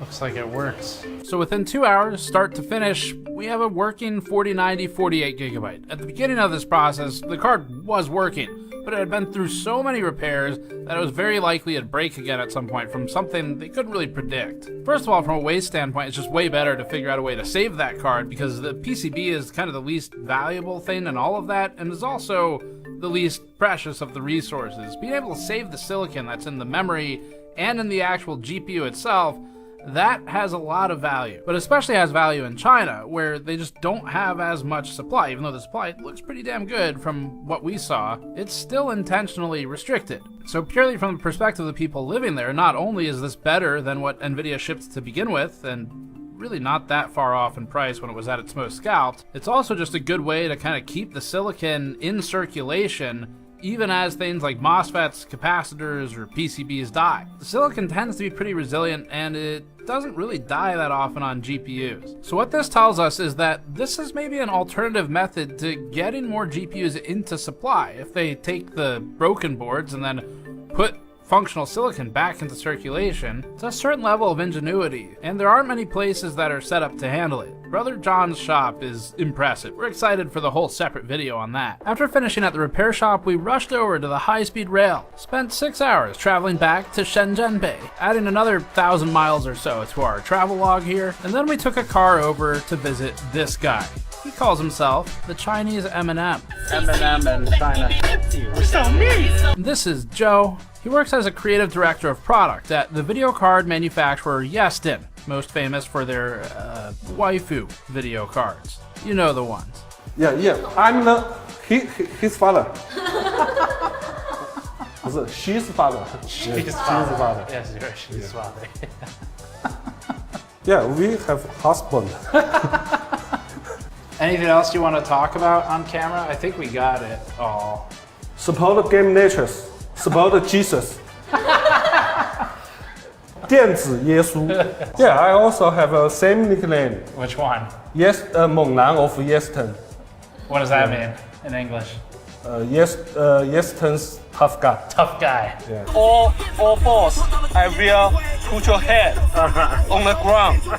Now, Joe and Yeston were not officially contributing to the black market side of the research here, just to be clear to their own partners. Instead, they showed us around their factory. This will be a separate upload later with an actual factory tour with them, showing how the waifus are made. But in this particular video, there were a few interesting things we learned that we thought fit here pretty well. The big takeaway from the factories is that they receive their GPU supply, of course, from their partners. That would be AMD, Intel, or NVIDIA, and the memory is often packaged with it. But for the most part, apart everything else that they use, unless they're buying reference PCBs. All of that comes from whatever sources they want to find for their supply. We were also informed that there's very little oversight in terms of the management of the rejects at these places. They can file for refunds if, for example, a chip is bad, but if they screw up a board in their own process, like the SMT line's miscalibrated and optical inspection doesn't catch the error and they place a MOSFET on backwards and blow something up or whatever, then it's going to be on them to deal with the defect. Now, this type of thing basically never happens. All of this stuff is highly automated. The point of pointing it out, though, is that for at least the gaming class cards, which the 5090 more or less is one of, there's enough volume and NVIDIA is hands-off enough that it would be pretty easy to make these disappear. The biggest reason for this is that there are partners for the 5090s. It's not like a card that only NVIDIA makes, such as the RTX Pro 6000 and the Blackwell edition. And since there are partners, NVIDIA is only tracking when they sell them the GPUs. They don't necessarily keep tabs on where those get distributed once they're done being manufactured. So for this reason, if a factory wants to just sell it domestically in China, and they think they can get away with it without being added to the entity list, which it's very likely would kill their business with NVIDIA, then they can go ahead and sell them domestically. That might be how some of these trading companies get a hold of them. It's an easier way to make them disappear than through channels that are more publicly visible from NVIDIA and government. Now, Yeston doesn't make 5090s, but the processes they taught us about illustrate how that could happen. As for the server-grade solutions, there are manufacturers for those that are pretty tightly controlled. Basically, the silicon is made in Taiwan. It's shipped to wherever it's going to be assembled. Almost all of the other components are sourced in China, and as a result, it's easiest to keep the whole supply chain there, including the assembly. And the assembly involves the same stuff you're seeing for the lower-end cards and the AMD solutions we're looking at from Yeston in this factory line. They use surface mount technology, or SMT lines, with conveyored inflow of PCBs, reels upon reels of components that are placed smallest to largest, with the most valuable typically at the very end, that'd be the GPU, and then manual placement for heatsinks. There is often manual assembly, even for NVIDIA's high-end stuff. Although we can't show you that here, we have seen it being made. That's in different factories. And at the end of the process, it's possible they find a defect. Again, Dr. Vinci Chao had one, where he has a broken link on his board. There's a good chance that stayed in China and never left. If it was reported as a defect to NVIDIA, then it may have effectively just been written off and considered trash. But after seeing how a highly skilled group like Brother John's repair shop a second ago can just repurpose all those components that are still good, you could see how there would be value in figuring out a way to make that board disappear, even if it's supposed to be in the trash. This comes back to NVIDIA's turning a blind eye, because they'd eventually notice it from the serial number popping up somewhere, but maybe they choose not to. And besides, once someone has it, especially in China, there's not a ton they can do anyway. That's a look inside the manufacturing process, which we felt was an important piece to this story. Let's move on to the next stop. My favorite place to go in the world, Taipei, Taiwan. Most of our stay in Taiwan was for other stories. However, we did accidentally unturn one stone with something interesting under it. We can't show any B-roll for this because we do protect sources, so we're just showing some other footage instead. A B2B company in Taiwan noted to us that it's commissioned by Chinese companies to import servers for pre-testing and pre-assembly and setup steps.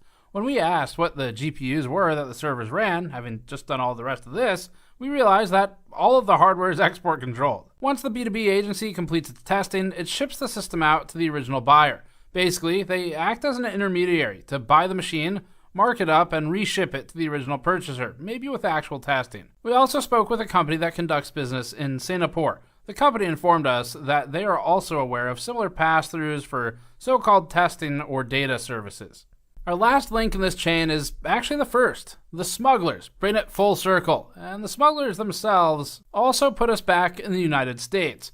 We didn't think we'd be able to find someone doing the dirty work here, but in the final hours, a viewer had a lead. This led to about a 12 or 16 hour production delay as we were wrapping the project, but as far as we're aware, this is the first content piece that actually features someone doing the highest risk dirty work. Everyone else we spoke to is in China. They're safe from US retaliation, but large-scale smugglers get arrested, fined millions of dollars, and can spend years in prison if they were really serious. A viewer contacted us to say that he'd connected with a traveling GPU buyer. The story went that this guy drives around buying specifically RTX 4090s. He doesn't care about anything else, including 5090s, because those don't sell as well to China. 4090s are ideal, he told us, because they can be modified into cost-effective 48GB models, like we saw at Brother John's shop. The smuggler was extremely open with us in text messages written only in Chinese, but wasn't open to us flying out to him. He did allow us to share this video of his car, though. The plug, as we call him, has an ATX test bench, motherboard, simple downdraft cooler, and a gigantic battery in the trunk of his Prius. He also has at least one spare license plate in the trunk, in addition to the one on the back of his car. We're not sure why, but better not to ask. People like the plug post on Facebook Marketplace and other common online reseller forums looking to buy GPUs, just like anyone else in your city would. The plug offers $2,000 flat per 4090, doesn't matter which model it is. It's not a bad price. He told us that he then finds ways to get them into China. He recently was scammed out of $5,500 though of payments owed by a Hong Kong buyer, and that buyer resells in Hong Kong. He's been considering hand carrying the devices and luggage instead. Margin is slim. He makes just under $300 US per GPU profit. But that's before counting gas, potential hotels as he travels, and time. Our understanding is that some in his shoes will strip the GPU cooler off and ship just the PCB back to China, increasing their margin. Coolers are available in abundance where they're made, so it can be cheaper to do this than pay for the weight and the size. He sometimes buys entire computers just to take the 4090s out, as that's what the bounty's on. He then sells the remaining system back to whoever will buy it. He told us that 5090 prices in China are falling so fast due to oversupply, ironically, that he'd lose money reselling it to China and would do better flipping it to Americans. The plug isn't rich. She seems to be doing okay, but it's not the type of wealth you might expect for taking such risk. We can't overstate, though, how important it was to get this piece of the story, as this allowed us to fully complete the chain. And a huge thanks to our anonymous viewer who set that up. Many of the sources we met in Asia during this trip told us they simply don't know how the GPUs actually get in.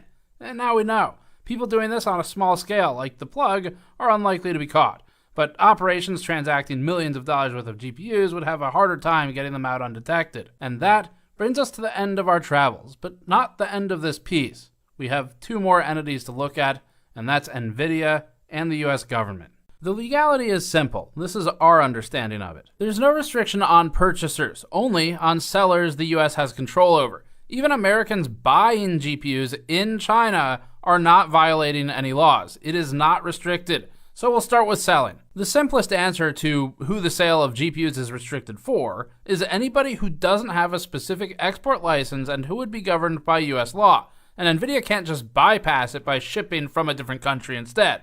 It has to do with the sale, not with the shipment location. That includes entities buying from US companies like European companies who would be under guidance from both NVIDIA and, if they do business with the US, its government. It's also illegal for anybody in the United States, citizen or not, to sell these GPUs to China, Hong Kong, Macau, or companies in those locations if the seller does not have a re-export license. It is not illegal for a person of any nationality in America to sell a GPU to any non-restricted entity. As for buying, there's absolutely nothing illegal about for us over here to buy these GPUs. But it's also not illegal to sell them in China for a Chinese company. The Chinese government doesn't generally enforce American export laws. Other nations cooperating with the United States might, such as recent arrests in Singapore, but once the GPU is in China, the people in possession of it likely don't care.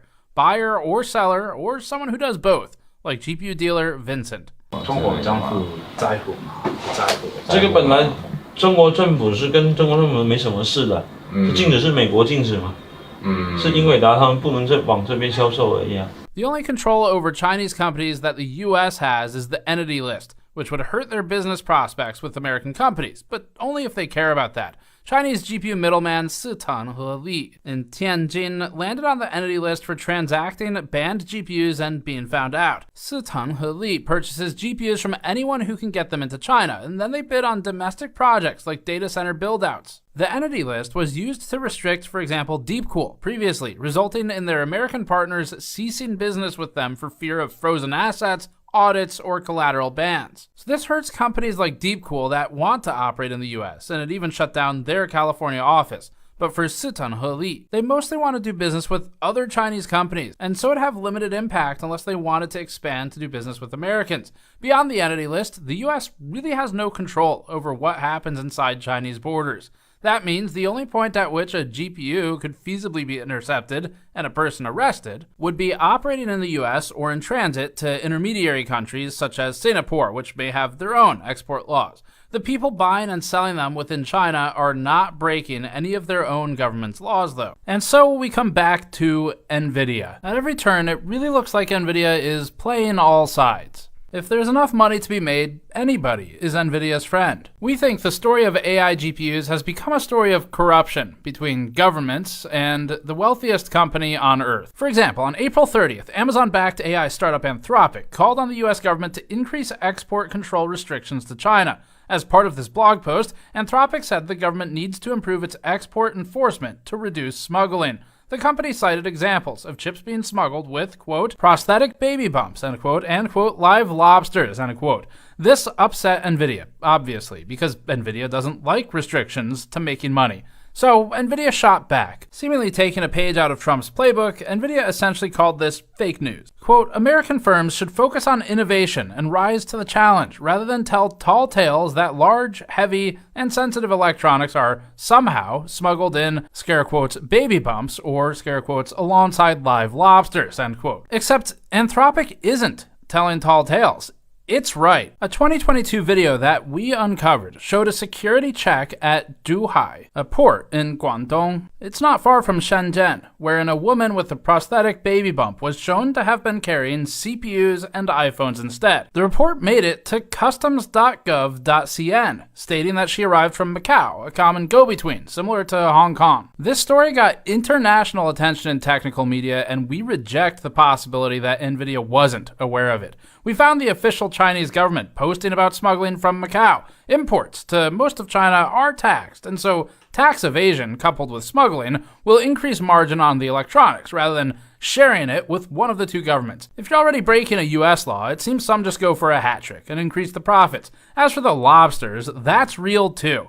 We unearthed this official Hong Kong customs website detailing a white van busted driving on the Zhuhai-Macau bridge, filled with 280 kilograms of undeclared live lobsters and, yes, 70 smuggled GPUs, complete with photo evidence.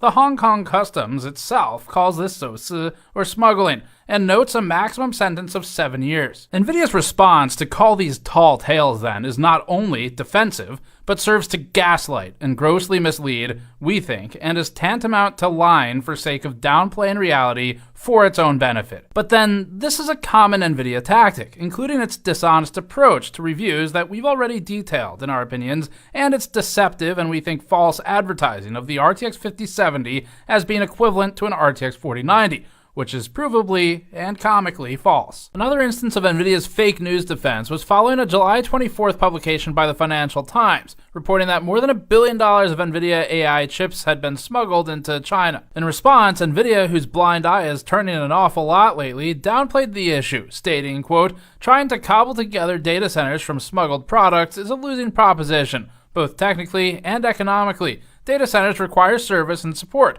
which we provide only to authorized NVIDIA products, end quote. The last part sounds like something a company selling support would say, and the first part doesn't really match NVIDIA's whole the more you buy, the more you save thing. It's only a winning proposition by all of their prior years of statements. If your only option is a useless, insufficient data center or a cobbled together sufficient data center, then a cobbled together one is still a winning proposition by comparison. It's weird for them to pretend that this isn't worth doing. It's worth like lots of money. That same day, WhiteHouse.gov posted an article titled Why to Claim for President Trump's Visionary AI Action Plan. Near the top of the post, it highlighted a sycophantic quote from Jensen Huang, which read, quote, America's unique advantage that no country could possibly have is President Trump, end quote. And we would call that sycophantic if it's about any president. On August 5th, NVIDIA got another opportunity to talk. The U.S. Department of Justice announced that it had arrested 2 people in California for smuggling, quote, tens of millions of dollars worth of sensitive microchips used in artificial intelligence applications, end quote, to China. The court documents say the shipments included the NVIDIA H100 and the NVIDIA RTX 4090. Rather than admit smuggling exists,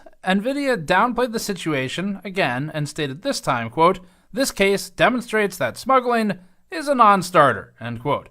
Except that anyone who made tens of millions of dollars before getting caught had a pretty good start, and so did their customers. This is a bullshit statement from NVIDIA that seemingly aims to downplay and deflect to reduce lawmaker attention on its monopoly. NVIDIA also said, quote, "We primarily sell products to well-known partners, including OEMs, who help us ensure that all sales comply with the U.S. export control rules." NVIDIA noted that, quote, "Any diverted products would have no service, support, or updates," end quote. Again, this is not fully true. Our own sources in this story noted that although something like an HGX system would be hard to service, a standalone PCIe GPU could be parted out and covered under a separate warranty, even in China. Meanwhile, the US began scrutinizing NVIDIA's technology for getting into China, whether or not the company itself was directly involved. In a bipartisan report called DeepSeek Unmasked, a government committee called DeepSeek a, quote, "threat to national security," end quote, and said DeepSeek had used NVIDIA's technology. Quote, "AI model appears to be powered by advanced chips provided by American semiconductor giant NVIDIA and reportedly utilizes tens of thousands of chips that are currently restricted from export to the People's Republic of China, or PRC. NVIDIA designed and manufactured many of these chips to create the most sophisticated possible chip while skirting US export controls. This has allowed these chips to be exported to China as the US government develops stricter restrictions. Since March 2024, it is estimated that NVIDIA has produced over 1 million chips for the Chinese market," end quote. The government also examined NVIDIA's significant revenue growth in Singapore compared to China based on SEC filings, particularly in years featuring restrictions. The government questioned, quote, "whether PRC customers are arranging for the diversion of sensitive chips that are reportedly sold through Singapore," end quote. This was stated because revenue from Singapore had grown from almost nothing since 2020 or 2021. NVIDIA has defended its sales to Singapore by stating that, quote, "customers use Singapore to centralize invoicing while our products are almost always shipped elsewhere," end quote. According to NVIDIA, shipments destined to Singapore were only 2% of the company's total revenue in 2025. But we also know that Singapore has made numerous arrests relating to GPU smuggling, so there appears to be some reason for the concerns, whether or not NVIDIA itself wants to turn a blind eye to it. Despite the allegations, NVIDIA downplayed any smuggling of AI chips. In this video, uploaded 2 months ago from what appears to be either a potato or a VHS tape, Jensen Huang speaks on smuggling. Governments understand that diversion is not allowed, and there's no evidence of any AI chip diversion. Except that there is evidence of it, not only in this very movie, but in readily available reports online for years now. Huang continued. Our data center GPUs are massive. These are massive systems. The Grace Blackwell system is nearly 2 tons. And so you're not going to be putting that in your pocket or your backpack anytime soon. And so these systems are fairly easy to keep track of. But the important thing is that the countries and the companies that we sell to recognize that diversion is not allowed. And everybody would like to continue to buy NVIDIA technology. And so they're very well, they monitor themselves very carefully, and they're quite careful about that. This one's interesting. He's right in that it is much harder to smuggle Grace Blackwell or Hopper HGX class systems completely. Dr. Vinci Chao's statements align with this. It's very hard to get like a full HGX system, right? But it still happens. At least one of NVIDIA's GPU and server customers in another country told us that they facilitate intermediary transmission to China and in fact showed us the server racks on site in their facilities. We weren't allowed to film them, so this footage is from Computex instead, but we saw them.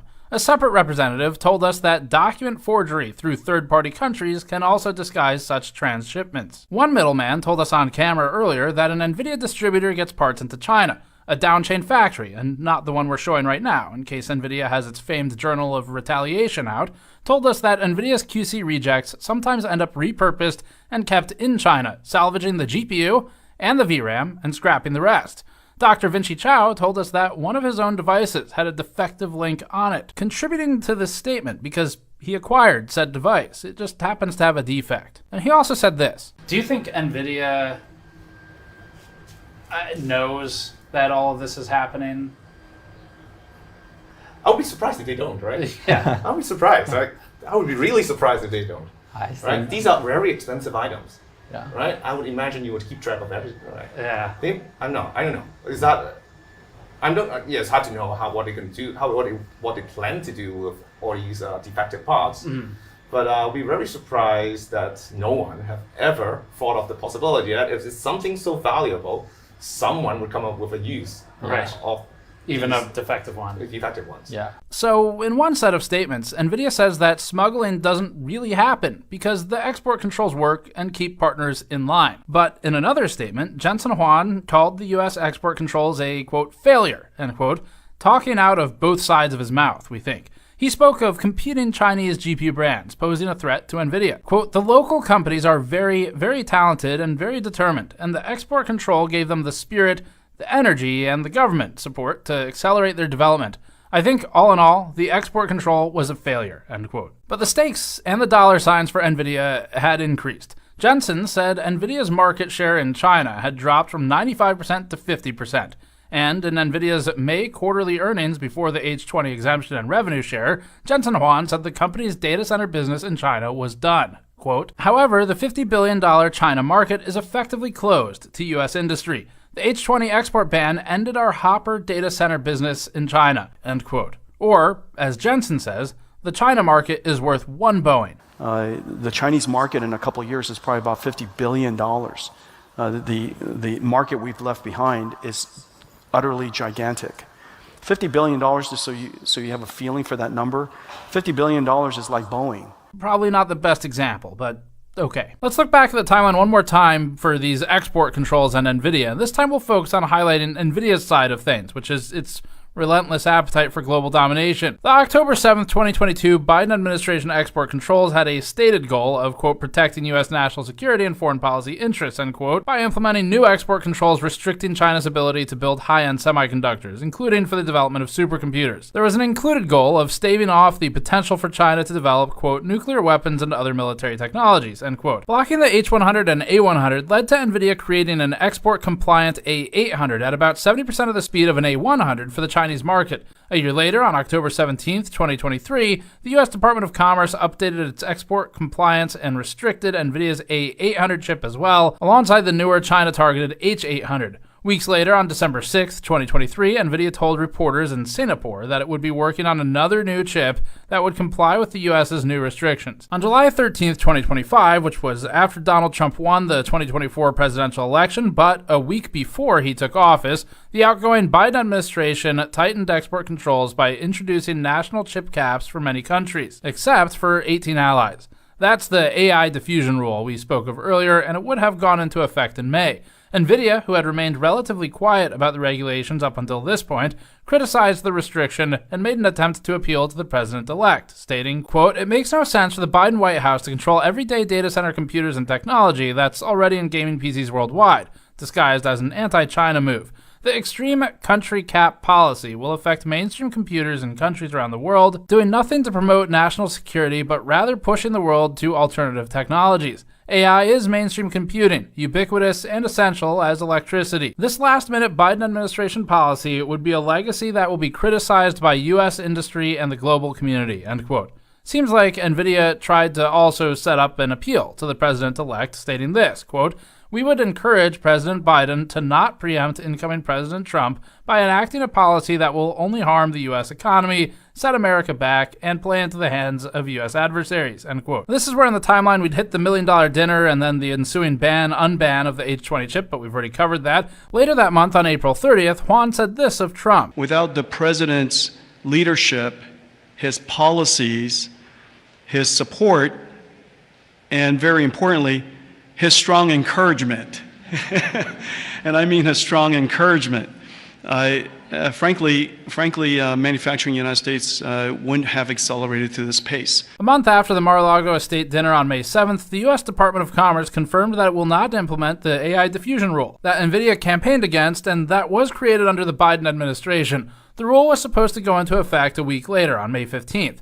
This does not unban GPUs like the H100, 5090, B100, and so on. Following the termination of what was supposed to be a rule to address national security implications, the Department of Commerce, now under President Trump, stated, quote, the Biden AI rule is overly complex, overly bureaucratic, and would stymie American innovation. we'll be replacing it with a much simpler rule that unleashes American innovation and ensures American AI dominance, end quote. NVIDIA predictably celebrated this statement. The company, which has been begging to sell to China while also praising Taiwan's importance, now took an America First posture, collecting countries like Pokemon. Quote, we welcome the administration's leadership and new direction on AI policy. With the AI diffusion rule revoked, America will have a once-in-a-generation opportunity to lead the next industrial revolution and create high-paying U.S. jobs, build new U.S. supply infrastructure, and alleviate the trade deficit, end quote. And job creation promises coming from this company in particular are interesting, but they are playing all sides here consistently. Later that month, on May 28th, Juan spoke with Mad Money host Jim Cramer. He stated, quote, when he rescinded the AI diffusion rule, it was a visionary move, it was a bold move, and he recognizes that there's an AI race and we're not alone. And he wants America to win. June 23rd, via Reuters, an official of the U.S. State Department, which didn't reply to GamersNexus, except the department did send us 3 out-of-office autoresponders, warned of deep-seek military and intelligence operations and warned of the use of shell companies, they called them, in Southeast Asia to circumvent export restrictions. The report mentioned that DeepSeek had, quote, large volumes, unquote, of high-end H100 chips, which are banned in China. NVIDIA didn't like that and responded to Reuters and stated, quote, we do not support parties that have violated U.S. export controls or are on the U.S. entity lists. Also saying, quote, with the current export controls, we are effectively out of the China data center market, which is now served only by competitors such as Huawei. Turning a blind eye to the situation, NVIDIA added, quote, our review indicates that DeepSeek used lawfully acquired H800 products, not H100, end quote. 3 days later, on June 26th, the information reported that DeepSeek's next AI model had been delayed due to a shortage of NVIDIA AI GPUs in China. This directly contradicts Juan's comments that export controls, according to him, do not work. July 4th, Bloomberg reported that the Department of Commerce, which also did not reply to GamersNexus's emails, was preparing new export controls on Malaysia and Thailand to reduce chip smuggling. Interestingly, Singapore, which now comprises a significant portion of NVIDIA's revenue, was not on that list, despite being a known smuggling pass-through. July 10th, Bloomberg reported that Juan and Trump were scheduled to meet again ahead of the CEO's planned trip to China. Days later, on July 14th, NVIDIA confirmed that it will resume sales of H20 chips to China, with Juan stating, quote, the U.S. government has assured NVIDIA that licenses will be granted, and NVIDIA hopes to start delivery soon, end quote. On the 15th, a CNBC Business News anchor said this. He really just pulled off something that few tech CEOs have managed. He played both Washington and Beijing, and he won. Jensen has stayed disciplined and diplomatic with a clear message, and that is NVIDIA's dominance serves America's interests. On the 28th, the Financial Times reported that the U.S. Commerce Department was not going to make tough moves to tighten export controls to China. This is in spite of several congressional members warning the administration not to loosen the U.S. export controls for AI GPUs. Several national security experts also voiced concern by sending a letter to the U.S. Commerce Department, which read, quote, we write to express our deep concern over the recent decision to resume exports of NVIDIA's H20 chips to China. As policymakers and professionals with a background in national security policy, we believe this move represents a strategic misstep that endangers the United States' economic and military edge in artificial intelligence, end quote. On August 11th, we got the comments about the U.S. potentially allowing Blackwell chips to be sold to China as well for 30 to 40 or 50% of a revenue share, and that brings us to today. NVIDIA might have started off as a much more humble company, but it has become a savvy political player in a game that is seemingly pay to win. That seems only fitting for a gaming company to be particularly good at pay-to-win games. There's no one better equipped to play that game than actually the most valuable company by market cap in the world, now at $4 trillion, led by a man whose net worth is estimated at $148 billion. NVIDIA knows when to bite its tongue and how to effectively appeal to the ego of politicians of all parties and all countries. We think NVIDIA is playing all sides. We think it's greedy, manipulative, and carefully employs propaganda, such as its use of this fake news playbook for news which was literally reality. But we don't think NVIDIA has a particular set of beliefs beyond just making more money. We think NVIDIA will sell anybody out to make a buck. NVIDIA's in the big leagues now. It's not like the 1080 Ti days. Inside of 1 month, reportedly paying $1 million to a sitting president, after which followed the unlock of $5.5 billion of lost H20 revenue, followed next by a 15% split of that unlock going to the US government, is what raises these new questions of NVIDIA's integrity, but we've kind of already talked about that over the last year now. As for the actual black market side of things and smuggling, that was a cool story. This was like crazy exciting to work on. I loved actually being out in the field and meeting all these people. Like we set up some of it in advance, but a lot of people we met on the ground there, we were able to like actually get to the bottom of something. It's pretty cool. We've learned that common methods include factory so-called QC defects, or sometimes real ones, where they repurpose hardware that might otherwise have been written off by especially NVIDIA as just trash. But people with the right skills can reclaim it. We learned about the other method of hand carrying items in, like with students or actual smugglers on the ground in the US facilitating the transfer of the GPUs. And of course, we learned about suppliers through third-party countries, among other methods. So we did answer the question that we had going into this, which was all about how these cards get in. Again, we loved working on this story and meeting all of these unique people. Each person played a key role in helping us find the next person and allowing us to complete the first public, on-record, start-to-finish cataloging of a smuggling pipeline for high-end silicon. Our sincere thanks to everybody who made this possible and appeared on camera with us, including our viewers who funded it. And a big thanks to my team working on this project. Vitaly, Andrew, and Mike spent about a month training Tan in how to use a camera, because we needed a camera operator for this trip, and he's a writer. Vitaly helmed overall production, organization of the files, and cutting of the 12 hours of footage initially. Andrew led the artistic efforts, worked on the new products, did the great scene transitions you saw, and general graphics. Tannen was on the camera, and worked with me in Asia for 3 weeks on this story, and during a lot of travel. Tim, on the team, handled the bulk editing of the informational sections and the timeline for this video. And Ben compiled hundreds of pages of research and worked directly with me throughout the process to figure out what the hell this story was gonna be. Thanks to Ryan for doing the black market logo as well, and all of the other contributions in between, like from Aaron Pauly and Matthew Kichihifi on some of the music contributions. Thanks for watching. Subscribe for more. We have more of these in the works. You go to store.gamersnexus.net to support this directly. Thank you.